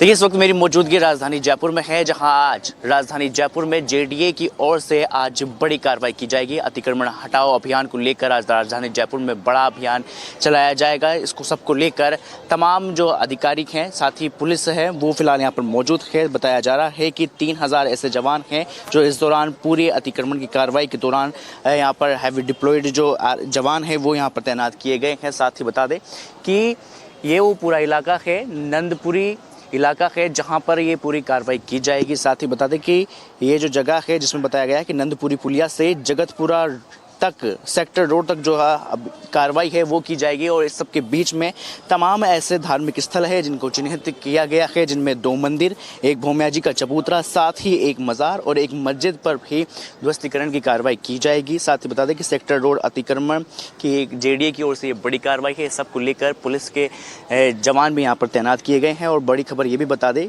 कि देर रात कल बड़ा एक ये फैसला लिया है कि राजधानी जयपुर में 24 घंटे के लिए इंटरनेट सेवा भी बंद रखी जाएगी। जेडीए के अतिक्रमण हटाओ कार्रवाई से पहले प्रशासन का ये बड़ा फैसला, जहां आज रात यानी कि 12 बजे से ही जो इंटरनेट सेवा है वो यहाँ पर बंद कर दी गई थी। हालांकि इसका जो असर है वो सुबह देखने को मिला। जो पूरी तरह से पूर्णतः जो इंटरनेट सेवा है वो सुबह यहाँ पर बंद कर दी गई थी। सबको बता दें कि 2G, 3G, 5G के साथ ही 5G इंटरनेट सेवा है वो राजधानी जयपुर में बंद रहेगी। तमाम ऐसे इलाके हैं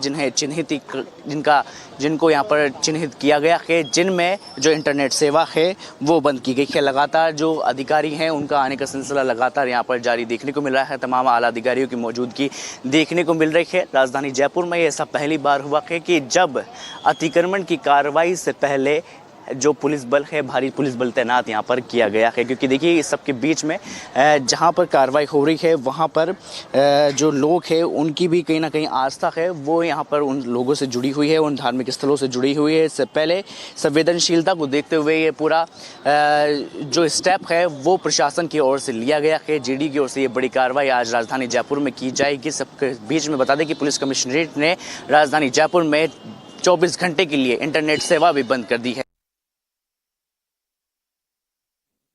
So we will be continuing to track that story from Jaipur as a big anti-encroachment drive is underway with several police personnel deployed. But at this point, we are taking a very short break, but we'll be right back with you with more stories on the other side. Coming up next, Iran launches ballistic missiles towards Israel as retaliation against Israeli attacks on Beirut. Netanyahu defies Trump's calls for restraint, launches strikes on several Iranian cities, including Tehran.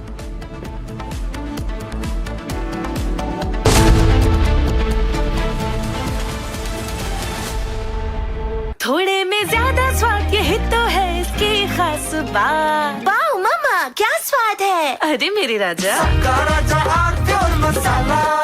AU savings account में मिलते हैं amazing benefits, paperless banking and higher interest, वो भी हर महीने। Money money money money every month. सोच बदलो और बैंक भी।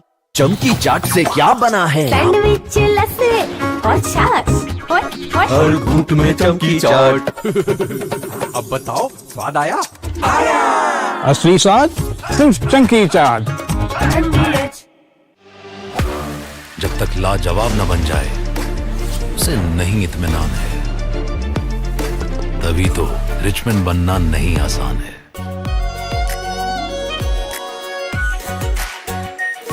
Are pure shahi paneer masala, delicious, healthy everyday. प्यास बुझाए, ठंडक लाए, सबको भाए जीरा सिप, MTH का जलजीरा जीरा सिप। जीरा सिप, असली रिफ्रेशिंग, असली स्वाद, असली मजा।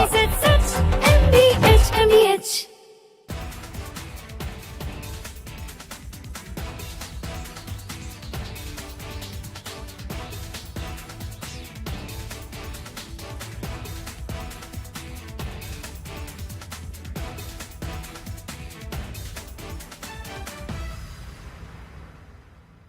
I want to start with some very disturbing pictures that have come in of a so-called right-wing leader. His name is Sushil Prajapati.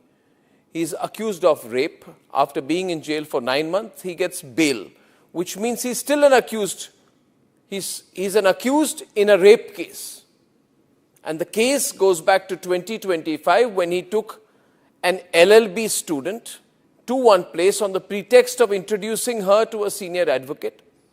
He drugged her drink and then he sexually assaulted her. He is still under trial for rape. He has not been released. Coming up next, Iran launches ballistic missiles towards Israel as retaliation against Israel's attacks on Beirut. And Netanyahu defies Trump's calls for restraint to launch strikes on several Iranian cities, including Tehran.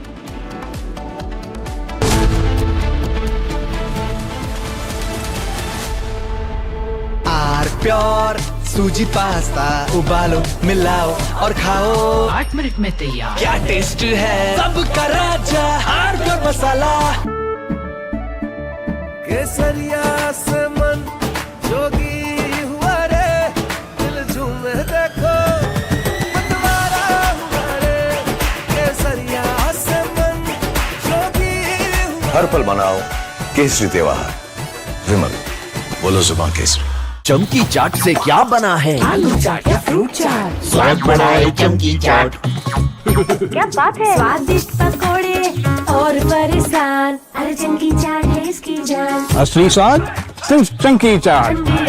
थोड़े में ज्यादा स्वाद, यही तो है इसकी खास बात। वाओ मामा, क्या स्वाद है? अरे मेरे राजा,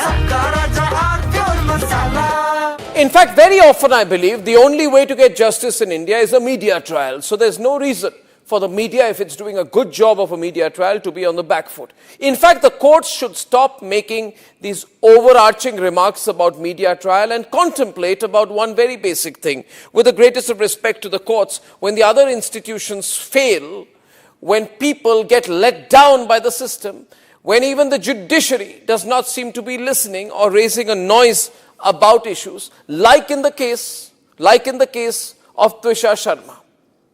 Who does the public look to for justice, for raising their voice, for bringing something that's utterly false, illegal or wrong to public attention?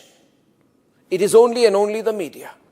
And today, therefore, we are doing a media trial in this specific case, ladies and gentlemen, of Twisha Sharma, the 33-year-old daughter-in-law of an ex-judge, in a case where the ex-judge and the ex-judge's advocate's son appear to be more than involved. Ladies and gentlemen, 15 questions tonight.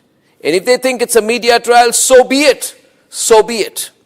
Why did the ex-judge in the case of Twisha Sharma, neither she nor her son call a police or an ambulance? What took them 57 minutes to bring the body down? Where are the 3 men who are seen in the video dragging Twisha's body, destroying evidence? What was the police doing? Did they question the house staff? Did they question the judge? Was Twisha carrying headphones in her bag, in her hand, or a rope? Where is it now? Where is that so-called belt that cops claim was used by her to commit suicide? Why was it hidden? The mother-in-law, the ex-judge, walks up calmly while the body is being dragged down and evidence is being destroyed before the judge's eyes. Is that normal? Why don't the judges raise a hue and cry about it? Why don't the appellate courts take up this case suo motu?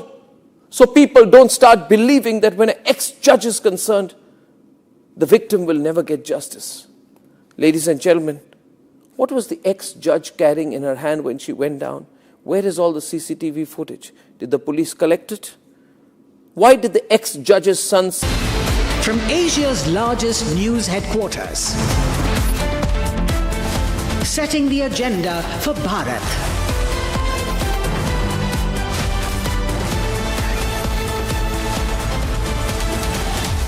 You're watching Republic.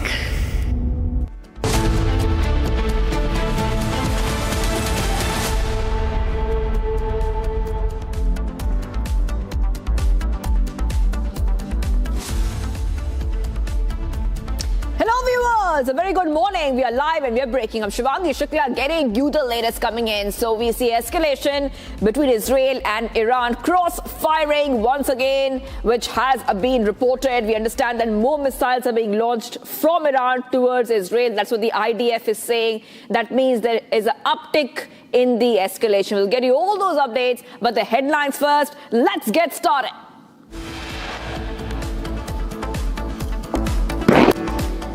Iran launches ballistic missiles towards Israel as a retaliation against Israel attacks on Beirut.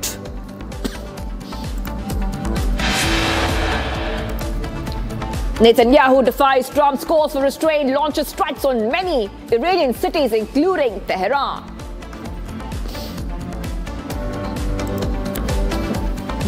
Trump claims new strikes will not affect peace deal with Iran, says Netanyahu does not call the shots.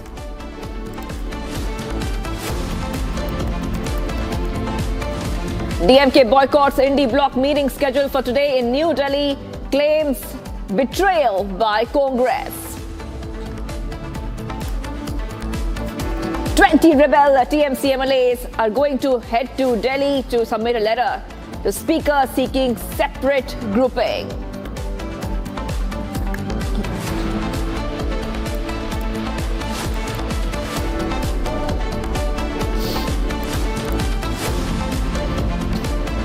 TMC to move the High Court against West Bengal Assembly Speaker's recognition of Rito Broto as leader of opposition.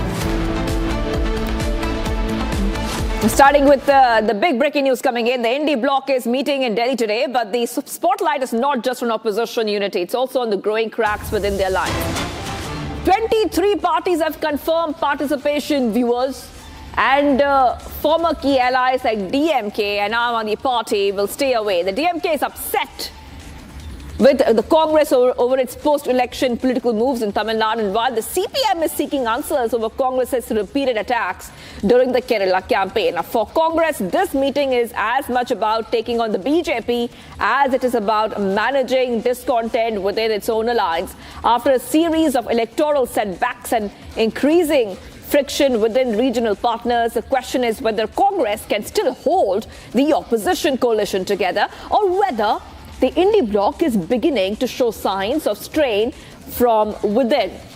So big updates coming in here, viewers on Republic TV. And what is happening today is the Indy meeting. Many of these opposition leaders have arrived for that meeting, including Mamata Banerjee, Arvind Kejriwal. They are going to convene here to talk about the current political situation in the country. However, what we are highlighting here is that within the Indy bloc itself, there are a lot of cracks which are coming out. Specifically, when we talk about the DMK, which called Congress a backstabber for supporting the TVK in Tamil Nadu. Okay, let's move ahead, viewers. Getting some more breaking updates coming in. Political temperatures are rising ahead of the Indy bloc meeting, with fresh signs of unease emerging within the opposition alliance. Posters carrying anti-Congress messages have surfaced, highlighting growing friction among some of the bloc's allies. A development comes just ahead of crucial discussions within the coalition, raising questions about unity and leadership as opposition parties attempt to present a coordinated challenge on key national issues. So back-to-back updates coming in here, viewers on Republic TV. anti-Congress sentiment in those posters. And we have put out some examples of that right there on your screen.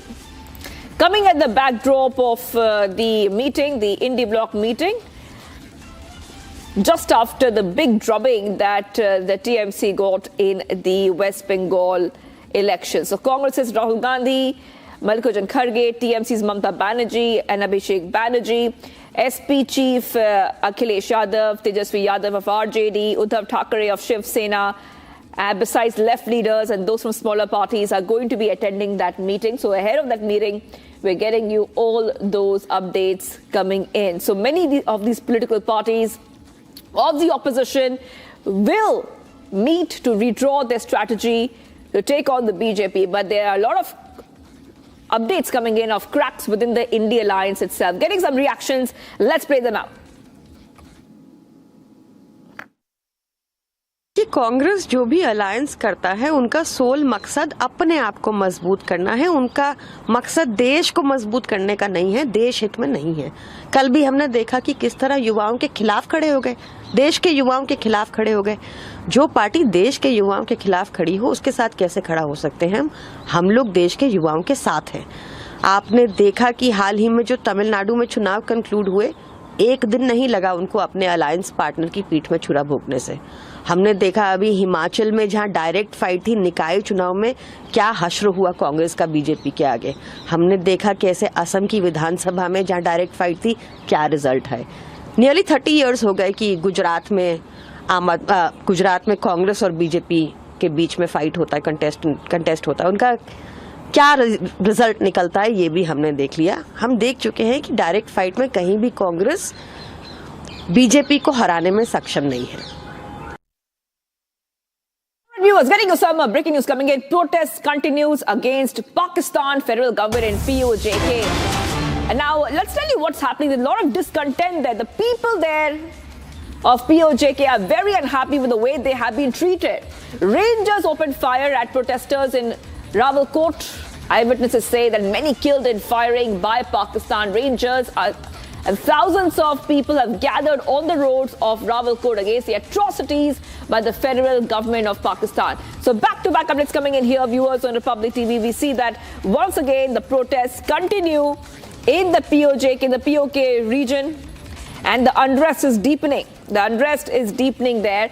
And Pakistan Rangers are actually going ahead and opening fire at the protesters in POK. Eyewitnesses say that many have been killed in firing in POK. So back-to-back updates coming in here, viewers on Republic TV. And POK once again on the brink of a widespread unrest as many protesters are demanding that they should be treated better. They're asking for better treatment. They're asking for resources. They're asking for equality, but they are just not getting that. They are frustrated because they say there's inflation, unemployment, exploitation of resources in POK. I want to go straight across to my colleague, Goswami. Goswami, we understand that some of these protesters who are asking for equality, asking for rights, are being fired upon. Goswami. Yes, the protests that have begun in the Pakistan-occupied Jammu and Kashmir, now Pakistani administration, their rangers, their Islamabad police, all are trying to muzzle the voice of the common people of the Pakistan-occupied Jammu and Kashmir. And yesterday what we have seen that a long march was started that has to pass through Rawalkot, and as early this morning it passed through Rawalkot. We saw rangers opening the fire at the civilian protesters. Some of the bites of the protesters have also emerged, in which they have said that they have seen many people lying on the roads because they were fired upon by the rangers. They are saying that many people have been killed in this this firing that has taken so far. But Shaukat Nawaz Mir, who is one of the key members and the key voices of the Awami Action Committee, he has said that this protest is going to intensify and it is not going to come down, despite a complete internet clampdown that the Pakistani federal government has done on the people of Pakistan-occupied Jammu and Kashmir. There are several videos that are emerging out from the POJK which clearly speaks volumes about the atrocities of the Pakistan Pakistani administration and how they are trying to muzzle the voice, how they are trying to ensure that the people, they do not express their voice. What the people are demanding, that their resources be utilized for their benefit, their resources are not misutilized, there are democratic powers that are with them that are not given to anyone else, and that is the sole reason for which the people are protesting. They do not want the people from Punjab, they do not want people from other parts of the country to be elected to their assembly and then given the ministerial portfolios and then to decide their fate. They want their own people to be their representative in the assembly. That 12 seats are a point of contention between the federal government and now between the protesters. That's right, Goswami. Thank you for getting us all those details. I'll be coming back to you for more. So protests continue in POJK. Okay, like the viewers, getting some breaking news coming in. We'll put our focus to what is happening between Iran and Israel. Fragile ceasefire in West Asia, which had been holding on for so far, seems to be completely collapsing, viewers, completely collapsing now. Israel has launched fresh airstrikes targeting military sites in central and western Iran, following missile attacks from Tehran in a significant escalation of tensions in the region. Iranian state media reported explosions in many cities, including Tehran, Isfahan, Karaj, Tabriz, many of these places, while airspace around Tehran's main international airport was temporarily closed.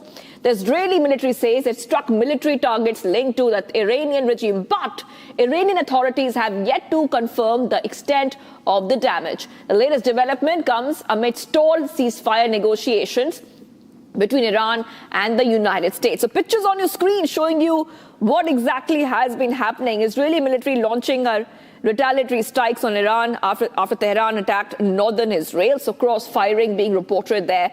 Israel's military says it has launched strikes on military targets in western and central Iran. US President Trump had earlier urged Netanyahu, the Israeli Prime Minister, not to retaliate for the Iranian strikes. Okay, let's move ahead, viewers. We're getting some more breaking news coming in. Explosions are being heard. Two powerful explosions were heard in Tehran, and these explosions were heard in Tehran, Tabriz, Isfahan, all these places. We told you earlier, viewers, that the IDF has said that more missiles were launched from Iran towards Israel. So you can see that the missiles and drones are being launched from both the sides here. So IDF had said that another wave of Iranian missiles have been fired towards Israel. At the same time, powerful explosions are heard in Tehran, Karaj, and Tabriz. A ceasefire between US and Iran had come into effect on 8th April. Israel had backed the deal, but it said it does not include Lebanon. The IRGC promised a regret-inducing response if strikes on Lebanon continued, and since then the ceasefire has been quite shaky. It has been tested, and there have been mixed messages over the progress of the deal. However, because of this fragile ceasefire, we are seeing that once again escalation has begun between Iran and Israel. So back-to-back updates coming in here, viewers, on Republic TV. Let's go straight across to the next set of breaking updates we're getting for you. The regional fallout from Israel-Iran conflict is now spreading, viewers, across the Gulf region. Saudi Arabia has sounded missile alert and sirens can be heard in multiple areas. So back-to-back updates coming in here, viewers, on Republic TV, viewers, and let's tell you exactly what is happening. So once again, like the last time when the escalation was at its peak, we saw that the escalation had spilled over to the Gulf area, and once again, reporting for you that missile alerts have been sounded across Saudi Arabia and other nations of the Gulf. The warning is coming shortly after Israel launched strikes on targets inside Iran, raising concerns that the confrontation could draw more countries into the conflict. The Saudi state media confirmed the alerts but provided no immediate details on any incoming threat or interception. And one of the areas which are on alert are in the Al-Kharj governorate, home to the strategically important Prince Sultan Air Base, which hosts U.S. military personnel and assets. Okay, so we're getting these updates coming in, viewers, to Republic TV. Once again, we see that the escalation is spilling over to the other countries and nations in the Gulf region. Also, the IDF has said it has detected launch of a missile from Yemen towards Israeli territory.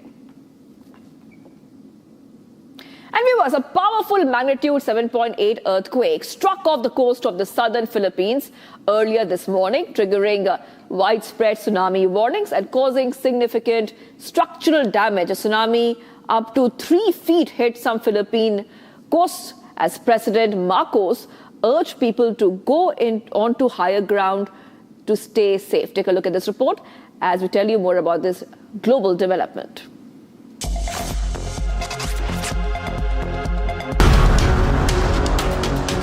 The southeast nation of Philippines suffered a massive 7.8 magnitude earthquake early on Sunday morning. The earthquake, which is the strongest to hit Philippines this year, struck at 7:37 a.m. Officials stated that the powerful earthquake caused damage in a key coastal city, knocking down power grids. Debris falling from other buildings also hit tricycle taxis parked nearby. Small commercial buildings also partially collapsed, resulting in staffers rushing to escape the wreckage. Meanwhile, the Pacific Tsunami Warning Center said tsunami waves up to 3 meters were possible on some coasts of the Philippines. Further, tsunami warnings have also been issued in neighboring nations like Malaysia, Indonesia and Taiwan.